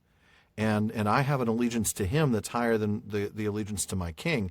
And I have an allegiance to Eru that's even above that. That's the one to whom I must answer, and the only one to whom I will answer. Right. That makes sense, yeah. Yeah. That's a good catch, yeah. That one loyalty from which. Right. Yeah. It's the recognition of the higher authority. Of the higher authority. Yep. Yeah. Good point. So I know we didn't read Yeah. a bunch of the next, but because there's just so much to do, and we don't want it to be another super long episode. But you No. pulled a few choice quotes from that you wanted to talk about, right? Yeah, there's a couple things, even though he's about to undertake this Eärendil like journey, he doesn't expect. I mean, he knows he's no Eärendil. He doesn't expect to have the fate of Eärendil. He says a couple of things to his son. He's telling Elendil what he wants him to do, and just stay here and wait. Don't get involved in the war, and Right. just watch, and you'll know when it's time to act. Yeah.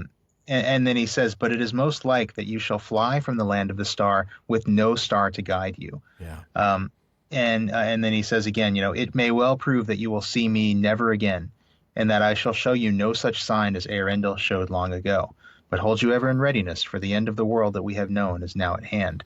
Yeah. So he gives him this instruction, but I'm not going to come back as a star of hope Yeah. the way Eärendil Pretty did. unlikely. I don't have a Silmaril with me. I'm going to undertake this Eärendil journey, but I do not expect to Have an to Eärendil have ending. his fate, or possibly even to succeed. Right. And we don't really know whether No. he ends up making it to Aman or not. I We kind know of think it's only not likely. Yeah, I don't know. I That's mean- a tough one.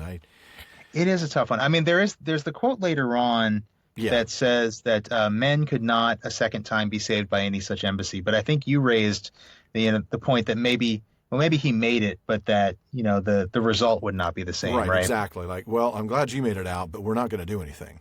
Right, exactly. And and you're that, gonna and end that up very well dying could here. be. It Very well is- could be. You're not going to get Eärendil's fate and be counted among elven kind. We're not going to kill you, but you're going to die because you're immortal in the Undying Lands. But you'll be healed as a reward for being faithful. Or at least being faithful. Right. But we're not going to come and do. There's not going to be another march of the host of the West. No, we're not Yeah. saving you from this one. You guys got into you made your bed, you sleep in it. You Yeah. you made And your they really 500-foot tall dome. You know, Right, exactly. you And they burned really in it. did. They truly did. So I think it's interesting the way Amandil is Eärendil like, and is humble enough not to really see it that way, while Ar-Pharazôn, who's been yeah. calling himself the heir of Eärendil, and Boy. if you've ever wanted to see a star do a facepalm, look up in the sky whenever Ar-Pharazôn calls himself heir of Eärendil, and he's like, no, dude, you're not my heir. Heir of Eärendil. But no, so I mean, Ar-Pharazôn does a similar journey into the West we're about to see, but again for all the wrong reasons. yeah. And so just the contrast between Amandil and Ar-Pharazôn and the way they both sort of echo Eärendil's journey is just fascinating to me. Isn't that? You're right. I mean, you're talking about this selfless, sacrificial nature, both of Eärendil and of Amandil, and this kind of humility and the recognition of the authority of Manwë. And Ar-Pharazôn is the exact opposite of that. Yeah, he's All doing it about for pride. And specifically to upset the natural order, to go against something that is innate to himself. Exactly. And we know how much Tolkien values or places value on this idea of accepting one's own nature. Of your nature. Yeah. You're right. not supposed to go against your nature. It's just the wrong thing to do. Yeah. Man. One thing, I always like to describe, things as like the anti-something. I think we've talked about like the anti-Fëanor and stuff like that. Ar-Pharazôn to me is the anti-Eärendil. And we'll talk a little bit more about this when he actually sets sail. And I think I'll actually do a Prancing Pony Ponderings essay on it. That'll be fun. I think I've got the one week after this episode releases, so maybe I'll get on that. And you folks listening, look for that on July 9th. I'll be doing a little something on Next the week. anti-Eärendil. That'll be good. I think the other thing that jumped out at me was that, Eärendil was doing his thing as a representative of both elves and men. And here, Amandil is trying to do it as a representative of men. And I don't, I think there's something to be said for that. I'm not sure what it is to be said, but with elves and men, it was like Maybe men on their own weren't worthy of. I don't know. That's could what I'm never thinking. be worthy of it. Yeah, Or maybe. couldn't be because of how far they'd sunk. That's really kind of what I'm thinking. Yeah. Is like, look, probably. you have gotten to the point where you are capturing slaves and killing them in your temples to worship Melkor. Yeah. No, we're not coming. No. We are not coming to save you. Emphatic no. That is a big, solid no. Yeah. and we'll see that, the Valar do deal kindly with the faithful. And that's really, at the end of the day, I think what Amandil, is what he wanted is he wanted the faithful at least to be saved, and we'll see how that turns out. Yeah. Let's see. So he, like you said, he tells them to get ready to flee, and I'm going to go ahead and pick up right here after that little passage that you just read about the end of the world that we've known. Okay. It is said that Amandil set sail in a small ship at night and steered first eastward, and then went about and passed into the west. And he took with him 3 servants, dear to his heart, and never again were they heard of by word or sign in this world, nor is there any tale or guess of their fate. Men could not a second time be saved by any such embassy, and for the treason of Númenor there was no easy absolving. But Elendil did all that his father had bidden, and his ships lay off the east coast of the land, and the faithful put aboard their wives and their children, and their heirlooms and great store of goods. Many things there were of beauty and power, such as the Númenóreans had contrived in the days of their wisdom, vessels and jewels, and scrolls of lore written in scarlet and black. And 7 stones they had, the gift of the Eldar. But in the ship of Isildur was guarded the young tree, the scion of Nimloth the Fair. Thus Elendil held himself in readiness, and did not meddle in the evil deeds of those days, and ever he looked for a sign that did not come. So there you go. The sign didn't come. Yeah, sign didn't come. Like you said, I'm not going to be a star in the sky, mostly because I don't have a Silmaril with me. Right. But, I love that we just don't know what happened to him, because I get to think what I want. Oh yeah, that's great. And there's a few of those in this story. Yeah, there really are. And I'd completely skipped kind of mentally over this bit that that he took with him 3 servants. Those guys were brave.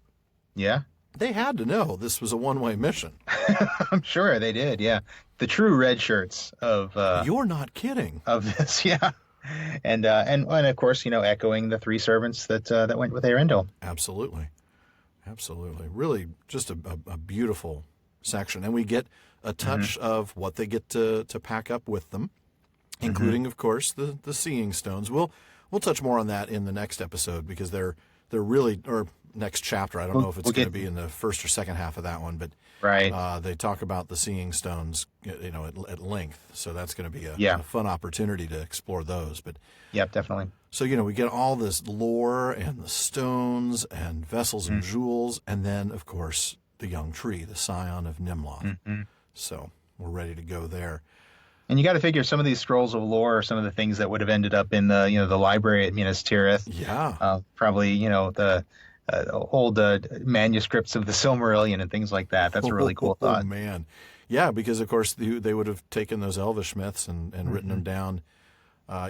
From man's perspective, I suppose. But well, we talked about that. Yeah. We did. A few episodes ago. Yeah, Manish versions of those myths. Yeah. Exactly. Well, I want you to tell us the weather report. And now with the weather. Here's Shawn with the weather. The weather forecast for the week. Yeah. Oh, it's not going to be good. All right. Now aforetime in the Isle of Númenor, the weather was ever apt to the needs and liking of men. Rain in due season and ever in measure. And sunshine, now warmer, now cooler, and winds from the sea. And when the wind was in the west, it seemed to many that it was filled with a fragrance, fleeting but sweet, heart-stirring, as of flowers that bloom forever in undying meads and have no names on mortal shores. But all this was now changed, for the sky itself was darkened, and there were storms of rain and hail in those days, and violent winds. And ever and anon a great ship of the Númenóreans would founder and return not to haven, though such a grief had not till then befallen them since the rising of the star.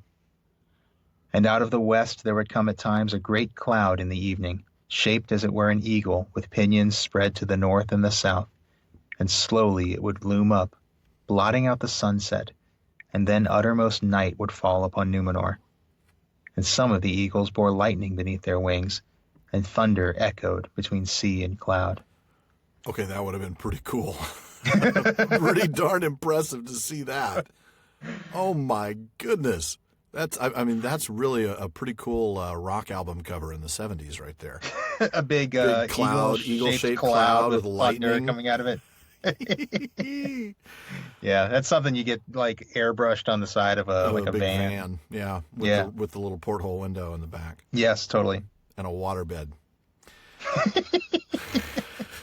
That's my party van, man. I just read this book called The Silmarillion. Just came out.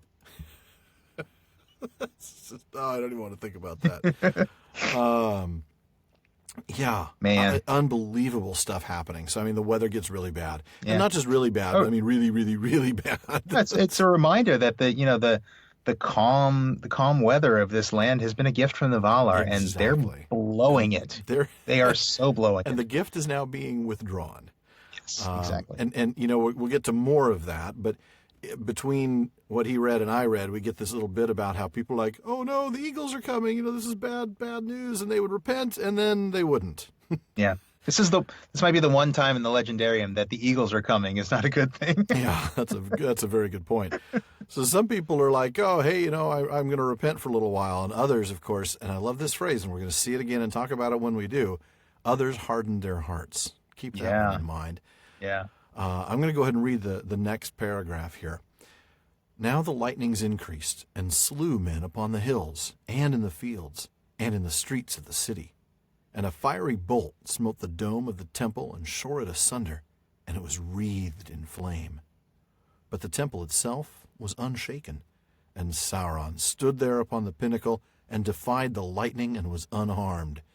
And in that hour men called him a god and did all that he would. When therefore the last portent came, they heeded it little, for the land shook under them, and a groaning as of thunder underground was mingled with the roaring of the sea, and smoke issued from the peak of the Meneltarma.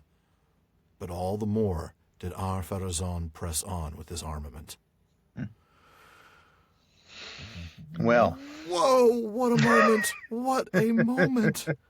So, these are the final signs. The killer lightning strikes, the earthquakes, the peak of the mountains struck by smoking. lightning. I mean, this is some of that biblical stuff you were talking about. Exactly. And that's, we combine this with what we saw before with the weather. And really, I'm reminded of, we talked before about the comparisons with ancient Egypt, with the fact that they mummified their, what was the phrase? Preserving incorrupt the dead flesh of men. Yeah, yeah. Mm-hmm. And these massive tombs. Well, now we have what looks to me very, very much like the 10 plagues, before the Exodus, that we have, the violent winds and the rain and the hail and the clouds shaped like eagles and the lightnings and the earthquakes and the volcano, the smoking from the top of the mountain. All the Valar get their say in this, don't they? Yes, I mean, you they get the do. lightning, That's exactly Manwë, right. You get Aule, you volcanoes, get Ulmo and Manwë. Yeah. Those three at least get their say. And then, and we see it again, that he hardened his heart. Now that actually, I think that line comes a little later. I apologize. I mentioned that, but I think it's later we get again that the king hardened his heart. Mm-hmm. It's in your reading, in the next reading.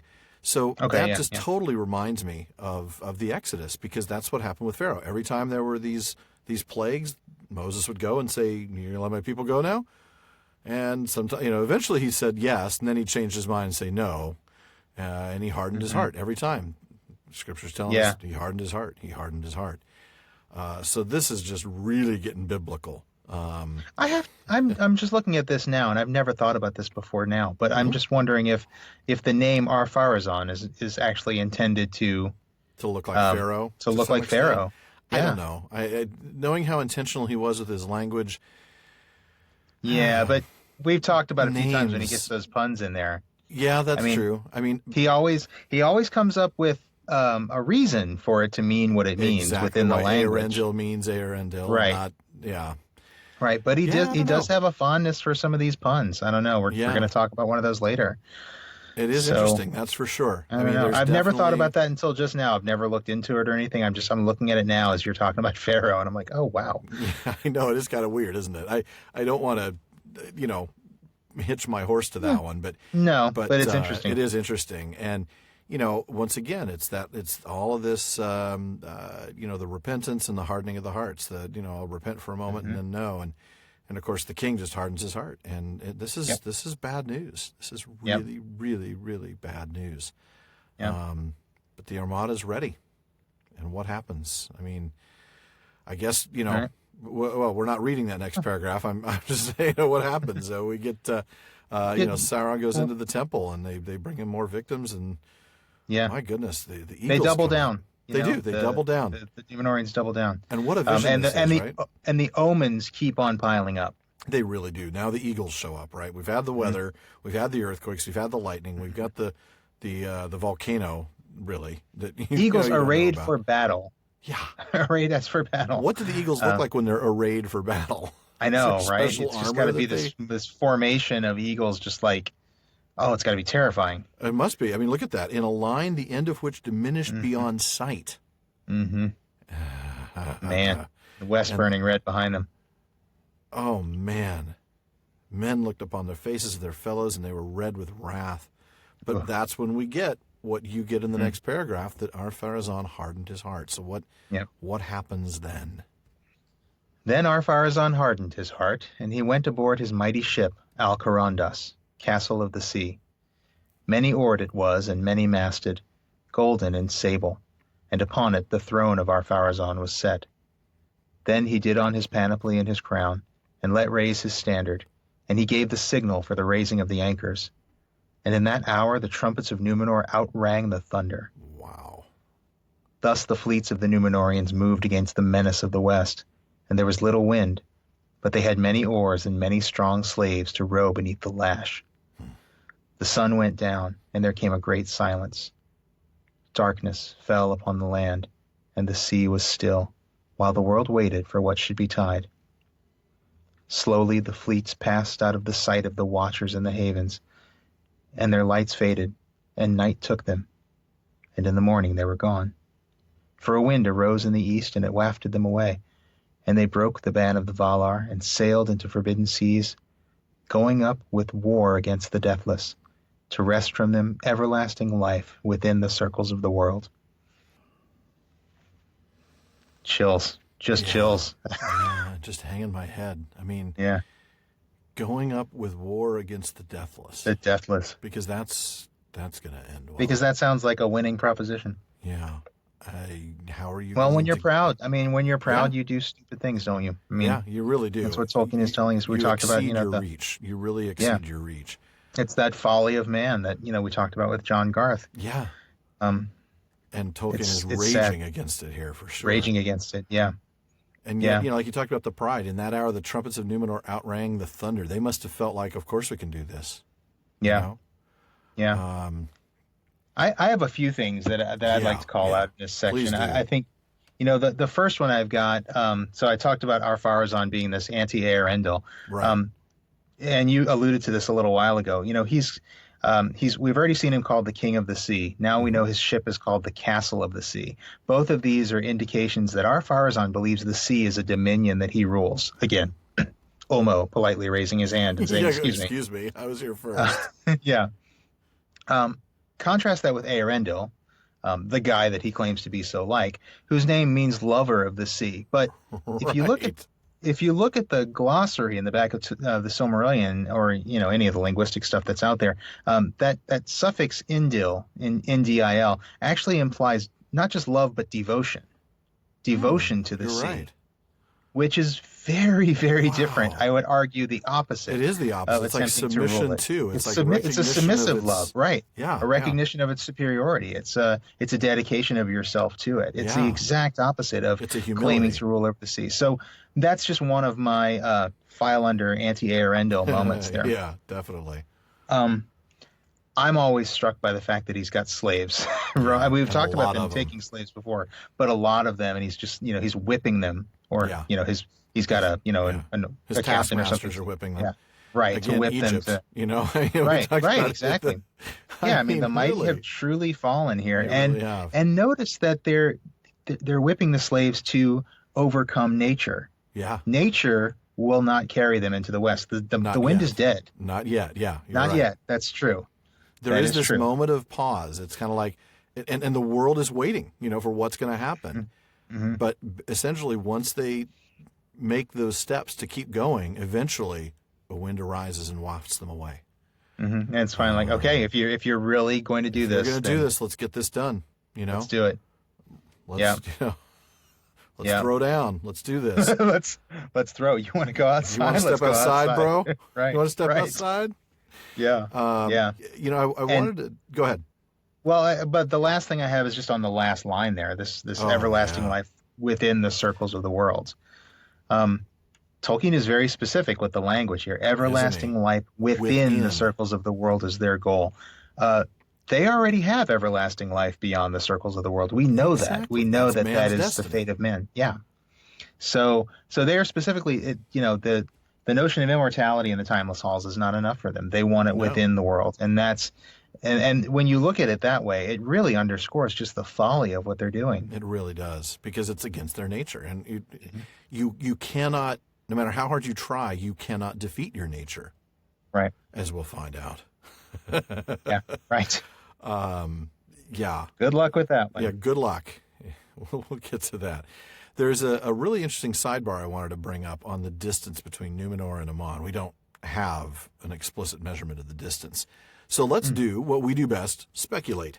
Here we go. Is there going to be math here? I think there will be some math. We digress and we speculate. We'll see later that it takes Ar-Pharazôn, or as I call him, Arfar. It takes him 39 days to travel to Aman.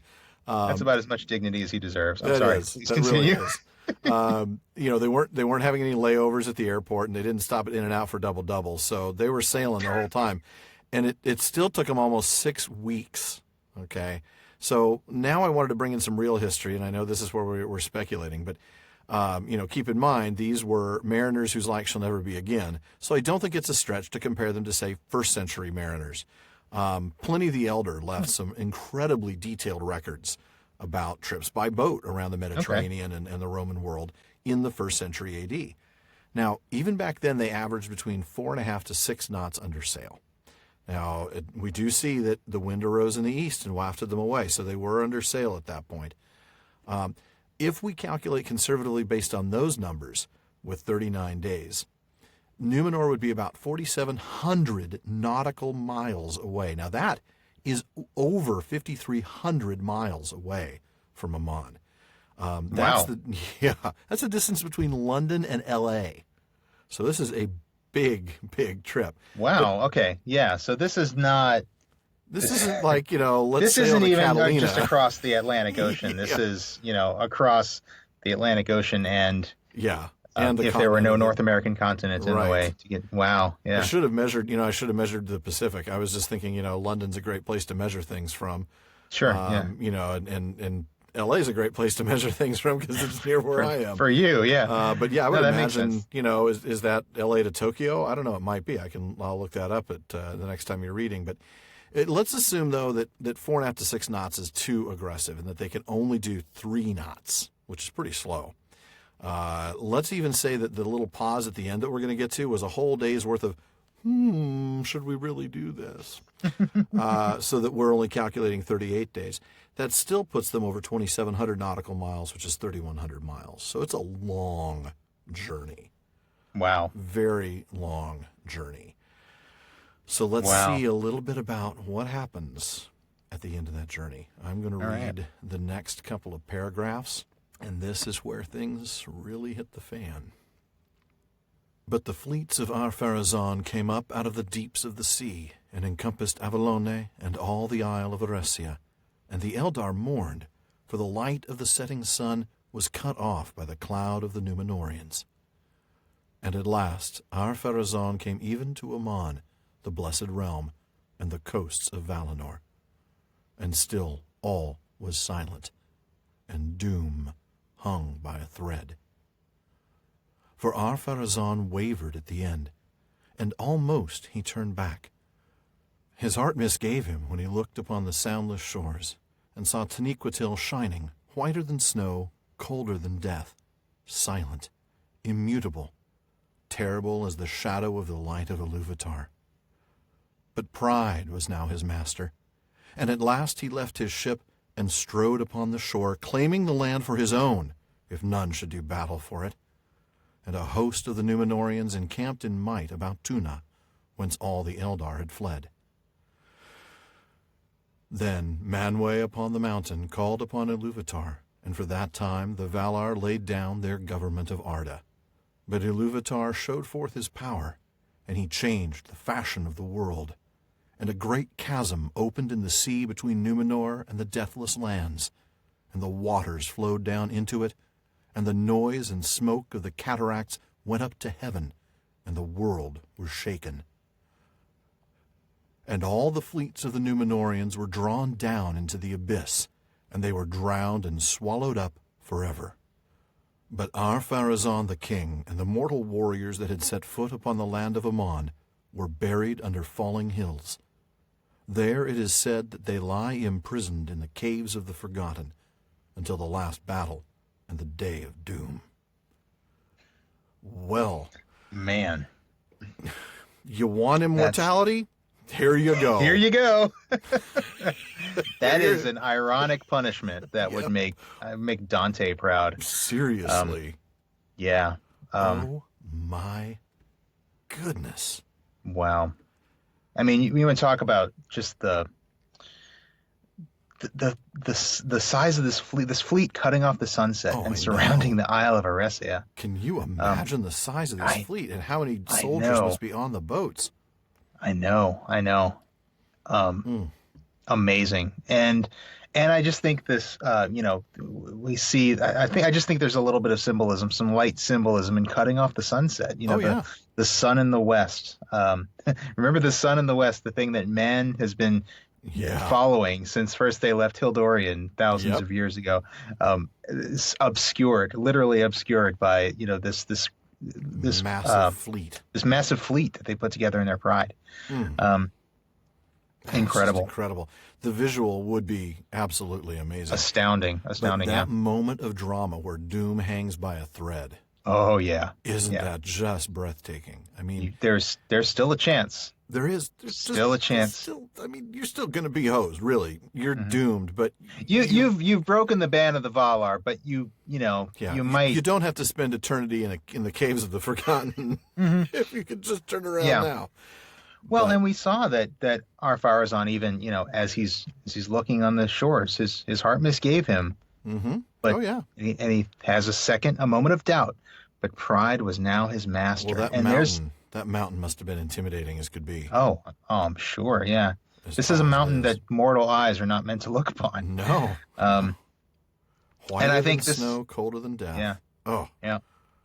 This is another one of my anti-Eärendil moments because remember how Eärendil came ashore in humility. He walked alone. It was, he thought that he had failed in his mission as he's walking these empty streets of Tirion upon Tuna, and it's only when he turned back that he was greeted by Eönwë.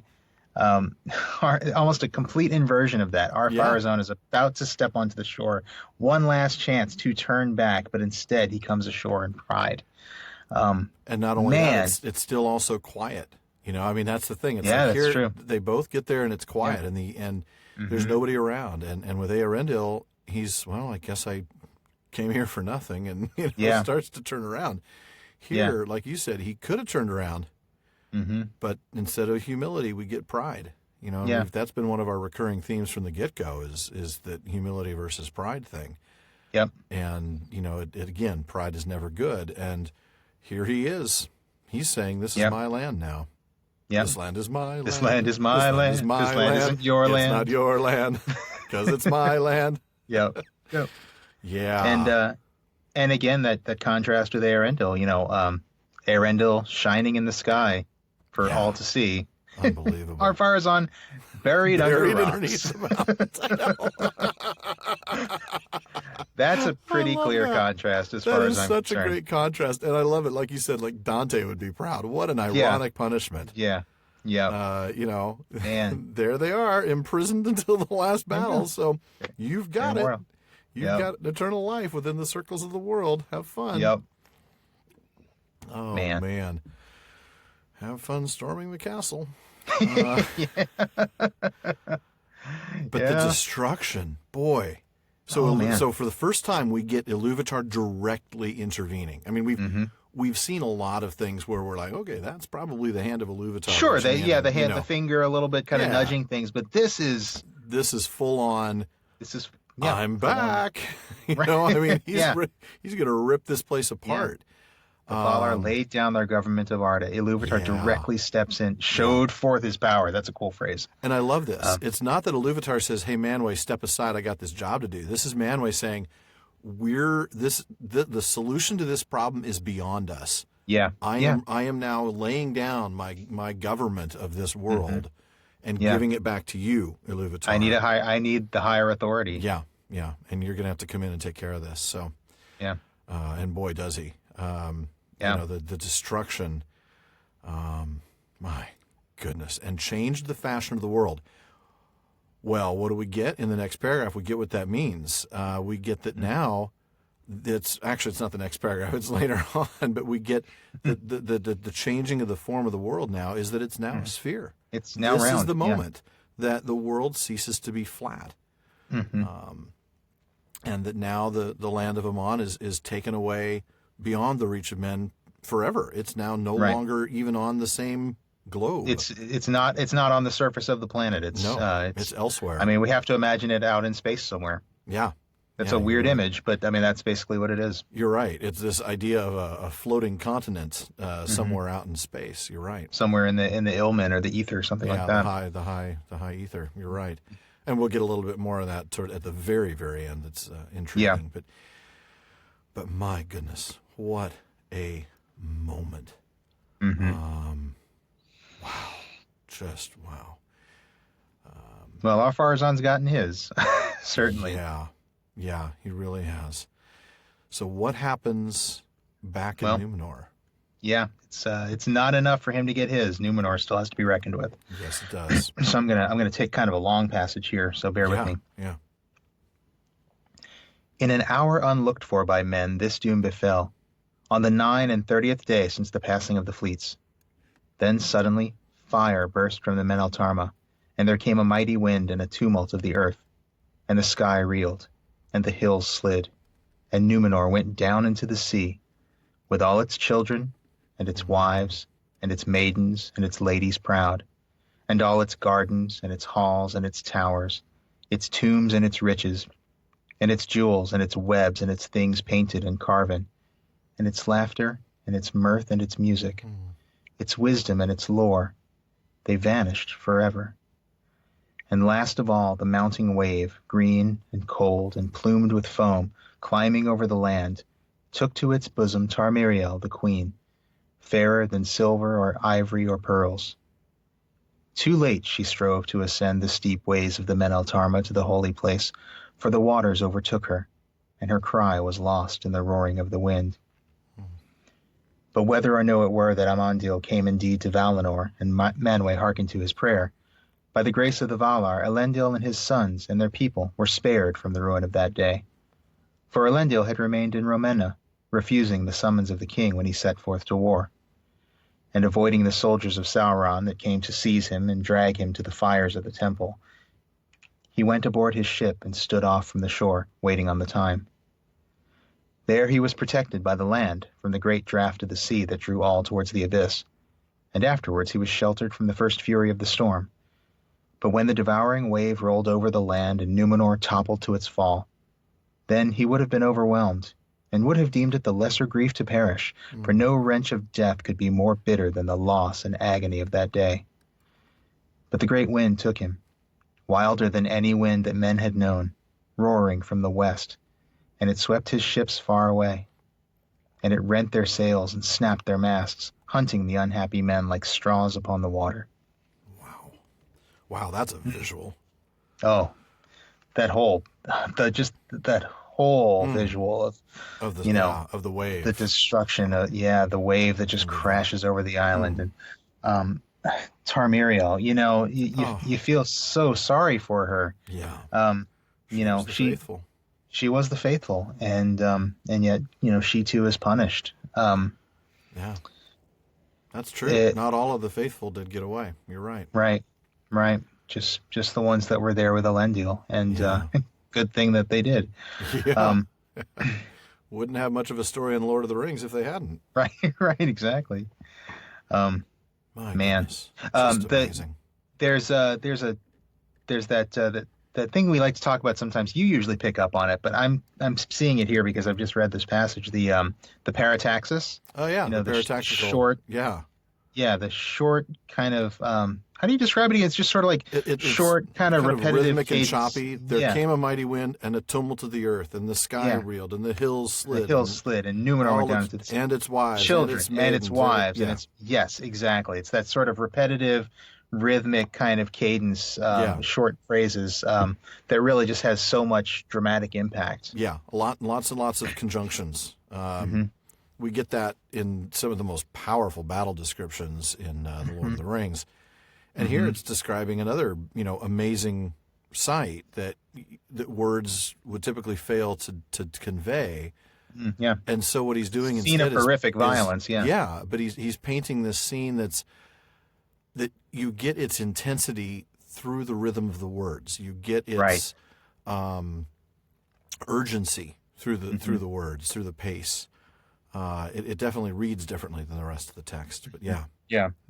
That's a good. It has an catch. urgency, and it has an urgency, and yet almost paradoxically, it seems to drag the moment out. Don't You're right. Don't it's you almost feel like slow motion. Yeah, you're right. That's Exactly. It's a very dramatic kind of slow motion effect. Yeah, it's very powerful. Yeah. And then I love that we get this hint, this possibility that Amandil did make it to Valinor, whether or no. And indeed, the grace of the Valar, and that's what saves Elendil and his sons and the rest of the faithful. Again, in keeping with this idea that there's so many biblical themes, this is the great flood and Noah. This is, this is the few faithful being saved from this day of wrath. In letter 131, that's the one that's in the front of your book, the one to Milton Waldman that we've quoted like 8,000 times. Yeah, the one we almost have memorized by this point. Exactly.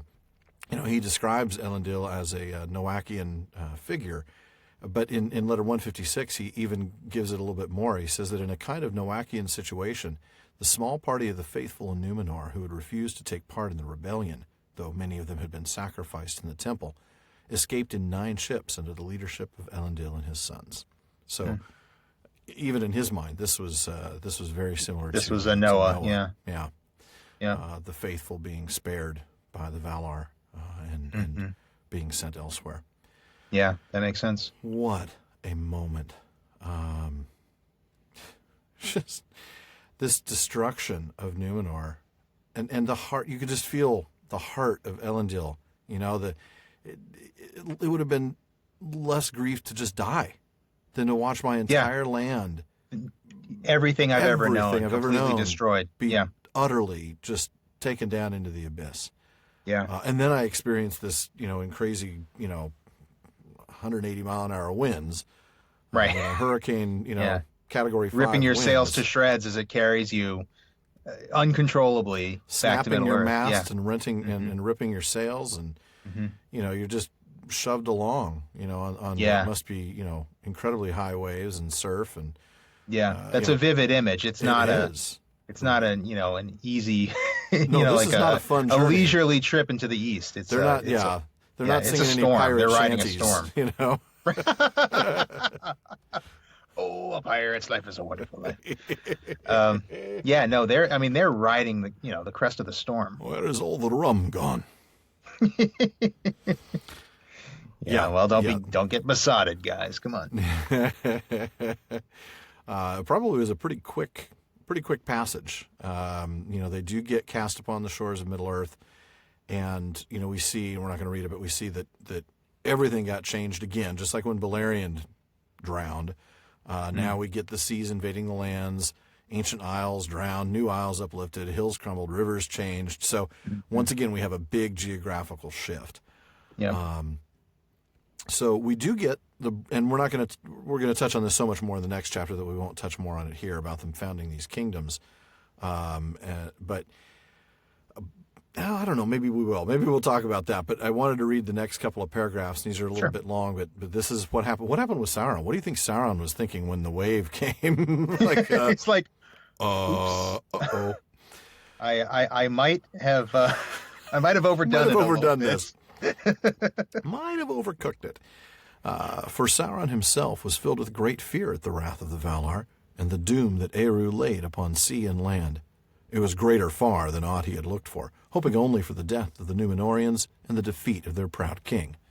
And Sauron, sitting in his black seat in the midst of the temple, had laughed when he heard the trumpets of Ar-Pharazôn sounding for battle. And again he had laughed when he heard the thunder of the storm. And a third time, even as he laughed at his own thought, thinking what he would do now in the world, being rid of the Undying forever, he was taken in the midst of his mirth, and his seat and his temple fell into the abyss. But Sauron was not of mortal flesh, and though he was robbed now of that shape in which he had wrought so great an evil, so that he could never again appear fair to the eyes of men, yet his spirit arose out of the deep, and passed as a shadow and a black wind over the sea, and came back to Middle-earth and to Mordor that was his home. There he took up again his great ring in Barad-dûr, and dwelt there, dark and silent, until he wrought himself a new guise, an image of malice and hatred made visible, and the eye of Sauron the Terrible few could endure. But these things come not into the tale of the drowning of Númenor, of which now all is told, and even the name of that land perished, and men spoke thereafter not of Elenna, nor of Andor the gift that was taken away, nor of Númenóre on the confines of the world, but the exiles on the shores of the sea, if they turned towards the west in the desire of their hearts, spoke of Mar Nufalmar that was whelmed in the waves, Akallabêth the downfallen, Atalante in the Eldarin tongue. Boom. Boom. Yeah, there's the mic drop right. There's the mic drop I'll talk about in a minute. Yeah. Wow. You're right. We're going to see a lot more of Sauron and the Ring in the next chapter. I mean, this is not news to anybody listening, No. I don't think. The only thing I want to touch on that is that, there's the text that says he took up again his great ring in Barad-dûr, which leads, I think, a few people to misinterpret that and believe that he didn't have the ring with him in Númenor. That's not what that necessarily means. I mean, he had it with him, he brought it, and now he takes it up again. He takes it up again, yeah. That doesn't mean that it was just hanging out in Barad-dûr in the safe deposit box on the third floor. This was, he had it with him. And in fact, letter 211, Tolkien actually makes that very clear. He says, he naturally had the One Ring, and so very soon dominated the minds and wills of most of the Númenóreans. So there you have it, folks. You Tolkien don't himself. make a ring. You don't make a one ring to rule them all, and then just Barad-dûr. leave it at your house before you leave the front door. Yeah, before especially you walk when out you're in the being called to battle. Right. You're being called by the king of the, Right. Oh man, I forgot my ring. Right. Can I go get something? I just left something. Yeah, if I'm going to come and be your prisoner. I think I left the oven on. I left the mountain on. I left Mount Doom on. I left Mount Doom on. There you go. That's a good point. And yeah, I'd forgotten that Tolkien really specifically calls that out. Yeah. Of course he had the One Ring. It was his primary tool of domination. It was like sort of it was the megaphone that magnified his good way of putting it. It magnified That's his how he got the subtle influence voice. in 3 years. What's that? That's how he got that influence in 3 years. Right, is that power of domination that he had, for sure. Absolutely. But boy, those names. We don't get Elenna or Andor or Númenóre, but wow. Shawn, talk about that. The names we do get. Oh, man. I kind of want to talk about this a little bit later. But Akallabêth, the downfallen, basically, just means like quite that. Atalante is the Quenya version of that. But boy, what does that sound like? The pun of that should be very clear to anyone who's ever heard a story about an island that sunk into the sea before. Yeah. This is Tolkien's Atlantis myth. Yes, it is. And we'll talk about kind of what that means and why he gave it such a prominent place in the mythology in a little bit. But oh man, I just love this moment. I mean, I can actually hear. Like I said, it did the boom. I can hear him just Tolkien like dropping the mic. Boom. Just walks off stage. Atlantis in the Eldarin tongue. Boom. Right, exactly. There's your legend right there. I got your legend for you. I got your legend right there. Right here. Atalante. Yeah, it's brilliant. It's one of my favorite moments in the whole. It is brilliant. In the whole Legendarium. It's fantastic. The first time I read that, my eyes got big. Oh, my jaw dropped. It's like what? Whoa. Yeah. This is our Atlantis. This is our Atlantis. This is great. Oh, that is so cool. And you talked about how all the biblical stuff that he's woven into this. This is how he makes it different, exactly. right? It's not just the story of Atlantis you might read in Plato if you actually go back and read it in Plato's dialogues, or sure. or that you maybe seen in movies or whatever growing up. I mean, he makes it the Atlantis story, but he also makes it this very biblical story. It's got a bit of Egypt in it. It's got all these different things, that go into the soup, and that's what's brilliant about it. Yeah, exactly. Yeah. Mixing all those myth sources. Yeah, and that's why I almost feel bad calling it his Atlantis myth, because it is so much more. It is much more. You're right. I'm sorry, I can't let Atalante go. It's too brilliant. No, and not only that, but he made it very clear that that's what this is. I mean, we'll get to that, but before we get to that, I want you to just take a little bit of this next section. There's about the Meneltarma. Yep. Let me get there we go.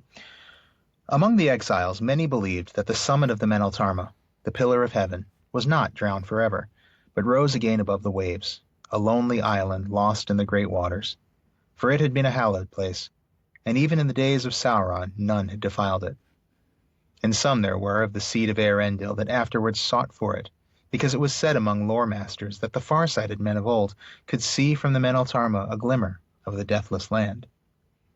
My goodness. What a vision of that, right? Oh, yeah. Now we have this island that because it was hallowed, and even Sauron didn't mess it up, that it still exists, and that you could somehow see Valinor from there, or at least Eresia.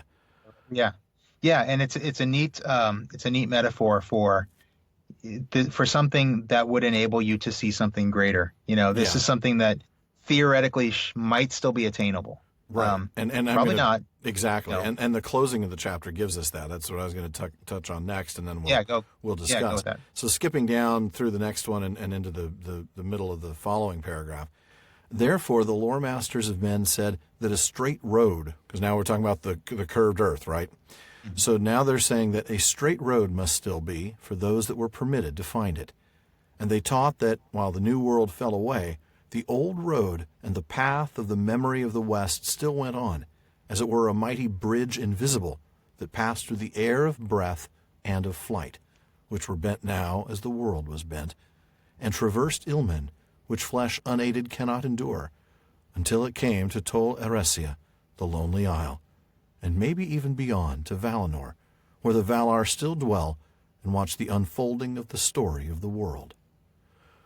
And tales and rumors arose along the shores of the sea, concerning mariners and men forlorn upon the water, who, by some fate or grace or favor of the Valar, had entered in upon the straight way, and seen the face of the world sink below them, and so had come to the lamp-lit quays of Avallone, or verily to the last beaches on the margin of Aman, and there had looked upon the white mountain, dreadful and beautiful, before they died. That's lovely, isn't it? The visual you get there. Mm-hmm. I also love kind of this this explanation of the atmosphere. Right, we get the air of breath and the air of flight, mm-hmm. and then we get Ilmen, which flesh unaided cannot endure. We're talking about space, the vacuum of space. Yeah. And that gives us an idea of just how far Valinor has been removed from the world. Mm-hmm. This was quite the pull. Yeah, it is truly. Yeah, it's above. Yeah. I mean, again, the straight road. The idea of the straight road is a very visual image. Imagine around Earth, and imagine traveling straight off of around Earth. You would ascend into the sky if you were able to travel straight. Yep. And that's exactly what happens to the boats from the Grey Havens and things like that we see in Lord of the Rings. That's exactly what they're doing. With a nice little shield to protect them from the. Yeah, otherwise, Frodo and Bilbo would be gasping pretty quickly. Right. That's another close-up on Frodo's eyes. This time they're not watering; they're popping out of his skull. They're popping out veins. Oh man, poor Frodo. It's beautiful. It's beautiful, It and is. it's another thing. It's another one of those things that's reminiscent of of our stories. There's these little stories that we have throughout mythology of mariners. Occasionally, there's a story of a mariner traveling into space in a regular boat. I'm talking like really ancient stories, like the ancient Greeks and things like that. Right. And Tolkien himself was really influenced by oh gosh, what am I thinking of? The Celtic myth of the Celtic Christian story of the Saint Brendan. Oh yeah, the yeah, voyage yeah. of Saint Brendan. Right. And I think he was kind of more of I'm not too familiar with the story, but I think he was more of kind of an inspiration for Elendil in a way. But still, I think that's kind of the thing he's talking about. These, you have these stories of mariners who saw these otherworldly places on these journeys, and they came back and brought all these crazy tales. And I think that's kind of what he's talking about here. We don't know for sure that it happened. No. But that's sort of, it's another one of those, we're allowed to believe it if we want to, and I think that's really cool. That's the thing. We are allowed to believe it if we want to. I like that. Well, my goodness. That doesn't wrap it up for our episode, though. We've got a lot to talk about for our conclusion. No, not quite. I think we've got a few conclusions, including things we wanted to get to. I mean, I just, we promised to talk a little bit about the this is an Atlantis myth. Right, and Atalante. Yeah. And so, kind of going back to that awesome mic drop pun. We talked about some of the other puns that he's used to refer or sort of to connect to real world myths, right? We talked in our last episode. We talked about Avalone and Avalon. Right. We talked about things like gnome and gnome, right? But those all tend to linger sort of on the edge of the story, right? Atalante is so crucial, so central to this story, and so I think this really is a more overt connection to Atlantis than we're used to seeing from Tolkien. And I think we really are seeing Tolkien trying to give us the real story behind that myth of Atlantis. There's a phrase that I came across reading Tolkien in the Great War. We just read that to talk to John Garth. Right. Garth calls it an attempt to reconstruct the lost tales behind surviving fragments. Okay. And it's something that and I think Garth even talks about how Tolkien sort of took almost his philological approach to language would have aided him in this, because I don't know if you're familiar with like the Indo-European language family and the way linguists have reconstructed like ancient language that there's no written records of, but they've recreated this ancient language that the ancestors of all of Europe and India spoke, based on fragments, or I guess based on words in modern languages. Of languages that are all descended from that root. Right, exactly. So you look at Greek, you look at Latin, you look at Sanskrit, and you look at how they might have a similar word for father or something like that, and you look at those similarities, and then you sort of extrapolate this ancient word for father that existed before all of them. I've already gone way too far into that, so I apologize. but I guess my point is that people have already been listening to us for a very long time. That's true, and they shouldn't be too surprised to hear Shawn get excited talking about language. But I guess my point about this is that you can see how this reconstruction of myth would have appealed to him as a philologist. He's using existing evidence to recreate something that came before. But what I think is really interesting about this is that he uses this pun to make this connection, and according to his own version of events, this was an accident. There's that letter 257, which I think we both talked about in prep for this episode. And there's a note in that letter where he says, it is a curious chance that the stem talat, he's talking about the Elvish verb stem, the stem talat used in Quenya for slipping, sliding, or falling down, of which Atalante is a normal in Quenya noun formation, should so much resemble Atlantis. A curious chance. A curious chance that if chance there be. Yeah, right. Well, and I've always kind of struggled with this, because I'm like, there's no way that could be it. There's no way that could be a coincidence. And thinking back to what we talked about with John Garth, and he kind of talked about how Tolkien was always keenly aware of who his audience was when writing those letters. Right. And almost kind of a kind of performance in his letters. Clearly, I think it was a bit more intentional than Tolkien was letting on. But quite possibly. Yeah, but I think what's still important is that, he could not just take the name Atlantis and then insert it into his mythology. He's Tolkien. He has to take it and change it into his invented languages. He has to give it a Quenya derivation.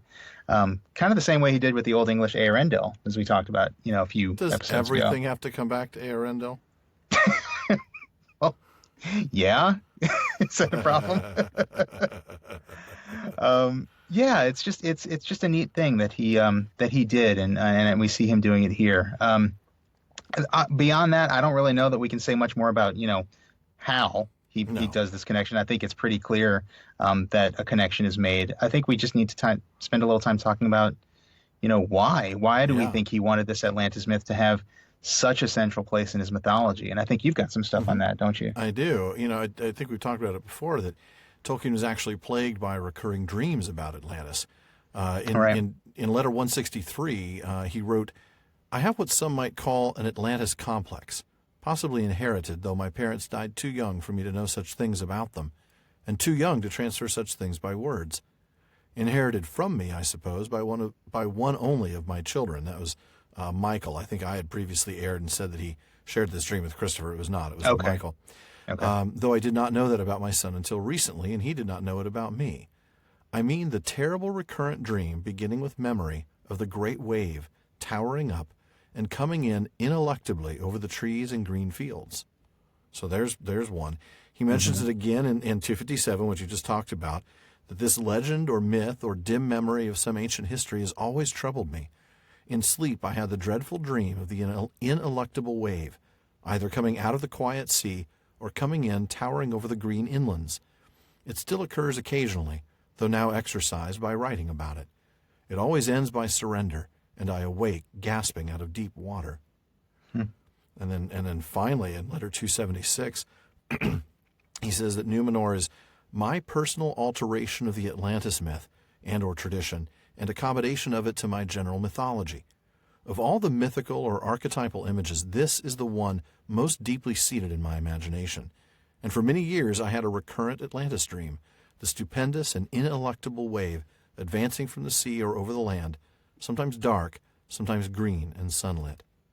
And he describes that, so consistently. We have talked about that a few times. And he uses that word ineluctable in all three of those letters, and that's not a word that most folks are familiar with. It's unable to be resisted or avoided. It's inescapable. Is the right. closest Okay. Yeah. synonym. Inescapable was the synonym I was thinking of. I wasn't sure about that, but yeah. Ineluctable. Yeah.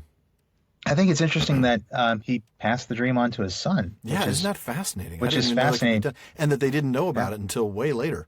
Yeah. And that's really interesting because of the way that this dream concept features in a couple of the early versions of the Númenor story. Yep. So for those who haven't read, maybe all the volumes of the history of Middle-earth, and who can blame you if you haven't made it through all of them yet? But, even I haven't made it through all of them. But do what you can, because they're great. They really are. I haven't made it through all of them either. But there are a couple of incomplete early versions of Númenor that are really worth taking a look at. There's The Lost Road in History of Middle-earth, Volume 5. That one was written around 1936 or 37. That's the one that, again, going back to our conversation with John Garth, we talked about that wager that Tolkien and C.S. Lewis made, and they both decided to write science fiction stories. Lewis did a space travel story, and Tolkien took a time travel story. And it basically was a time travel story about modern-day characters traveling to Atlantis. And if you want the full story on that, go back to episode 44 and check our show notes. We've got some links to. John Garth has done a ton of research on he's done a killer job the on history behind it, and a really good explanation of it. But just go check that out. The second version is the Notion Club papers, which I'm still working through. That one was begun around 1945, and that one's in the History of Middle-earth, Volume 9. And if you go looking for that one, I should just public service announcement here. If you go looking for that, look for the version of Volume 9 that's sold as Sauron Defeated, not the one that's sold as the End of the Third Age, because there's a really short, abridged the End of the Third Age, Volume 9. It has like the end of. I think they call that series like the History of the Lord of the Rings or something like that. I think like so. Yeah. I think it kind of comes in a box set with 6, 7, and 8. which Right. are all the ones about the Lord of the Rings. But really, what's brilliant about that book is really the Notion Club Papers stuff. I mean, Yeah. that's where we've got basically everything we have about the Adonaic language, and Right. and it's just a really neat story. And it was sort of a reboot of the Lost Road idea. Yeah. But anyway, what both of those stories have in common is that both of them were about modern day characters traveling to Atlantis or Númenor in dreams and visions. And so we really have Tolkien sort of inserting himself into the story, and very literally with the Notion Club Papers, because that Yeah. is about a bunch of Oxford scholars who are basically based on the Inklings. Yeah. But you really see Tolkien inserting himself into the story to exercise this dream. And what I was just thinking about when you talked about his son Michael is that in The Lost Road, there actually was a father-son sort of motif that repeated throughout time in that story. So I don't know, it's a very interesting personal insertion Very of himself much. into the story, which is really neat. That is. And Well, I also think it's we kind of alluded to this. I don't think we talked about it in detail, but this little bit in this postscript where the Dunedain held that mortal men Yes, yes. might look upon other times than those of their body's life. I mean, I think that's a reference to this this idea that he had that he never quite finished, basically. This and idea it of was dreams and visions and yeah. yeah. The dreams and visions traveling back to Númenor and those. And I guess it's a good thing that he abandoned those, because then he ended up working the story into the Legendarium through Lord of the Rings, and kind of did away with the time travel aspect and just made it part of the larger myth. Right. But of course he didn't do away with the idea of the dream. He gave That's it true. to Faramir in the Lord of the Rings. That's true. Yeah. Right. Going back to letter 163, I purposely stopped reading it earlier because it ended with this about Tolkien's Atlantis dream. I bequeathed it to Faramir. I don't think I've had it since I wrote The Downfall of Númenor as the last of the legends of the First and Second Age. There you go. Yeah. So yeah, it's just this story. It's almost like he broke it apart into component elements and just kind of stuck little parts of it in various places in the Legendarium, and I'm left believing that maybe Faramir was one of these mortal men that is referred to here in the Silmarillion. These mortal men who was able to look on another time. Maybe these dreams were his own lost road. Travel back to the time of Númenor. My goodness. Well, and now we've come full circle with that, because it was only after Alan and Unwin rejected several of Tolkien's submissions, including an incomplete excerpt of The Lost Road, that they told him they wanted a new Hobbit book, and that's when he started writing The Lord of the Rings. That's right. Yeah, Númenor is not only the link to the Third Age within the Legendarium, it's the main reason we have the primary story of the Third Age. It's pretty cool how that works out, isn't it? It certainly is. Oh, man. Well, that, after a very long time, does wrap it up for another episode of the Prancing Pony podcast. And as always, we thank you very much for joining us, and we also thank you for staying with us so long. Indeed. We feel like we keep saying that. We do. Our next episode is in 2 weeks, but while you wait for that one to come out, folks, don't worry. We have a lot of material coming your way. There's always the Prancing Pony Ponderings. Be sure to check out the one that Alan posted last week, which was revisiting the sins of Melkor. And I'll be posting one next week, too. Yep. And then 1 week after that, it's back to the Silmarillion. It's the last chapter of the book, finally. But of course, we're going to give it 2 episodes as well. This is Of the Rings of Power in the Third Age. Yeah, it's like finally the Third Age, and it's pretty exciting. I can't believe it's taken us this long. But as Alan said, we will spend 2 episodes on that one. But you guys know us by now. That should surprise you. The next episode is going to cover the first half up to the passage on page 294. And it's the passage that ends with, "He took no visible shape again for many long years." And who could that be referring to? I don't know. I guess we'll have to wait and see. I'm not sure I get your point. Well done. Well, remember, if you're reading along and you like to take notes as much as we do, don't mark up your first edition hardcovers. Go to the official library tab on our website, theprancingponypodcast.com, where you can find links to cheap paperbacks of Tolkien's works, as well as audiobooks, music CDs, and other cool things for your Tolkien collection. And if you buy through those links, you'll even be helping to support this show without costing you a penny more. And you can support us by leaving a review on iTunes. Please. There are 3,000 of you listening. We only have a few dozen reviews. So if you don't listen to us on iTunes, you still can leave us a review. It just takes a couple of minutes and an Apple ID. So thank you again to those of you who have. And if you haven't done so already, you can subscribe on iTunes or through your favorite podcast app. Our RSS feed is on our website, and you can also find us on Google Play, TuneIn, Stitcher, and pretty much everywhere else. Yeah, just about. And a big thank you to those of you connecting with us on social media. We set out to start that conversation that everyone could join. It's why we called it The Prancing Pony. And it's why we have the online common room on Facebook at The Prancing Pony Podcast and on Twitter at Prancing Pony Pod. And just a reminder, we'll be starting up that Patreon campaign by the time you're listening to this, so check out our website for ways you can support us. And social media is a great place to share us as well. So please retweet us, share us, tell your friends, and please, really, retweet us and share our posts. And we do thank you. We do. And one last thing, as always, don't forget to send your questions, comments, or your stuck on a sinking island playlist to the Prancing Pony Podcast at gmail.com, and we'll get them into the next episode. Well, 2.5+ hours is still far too short a time to spend amongst such admirable listeners. But until next time, farewell, friends.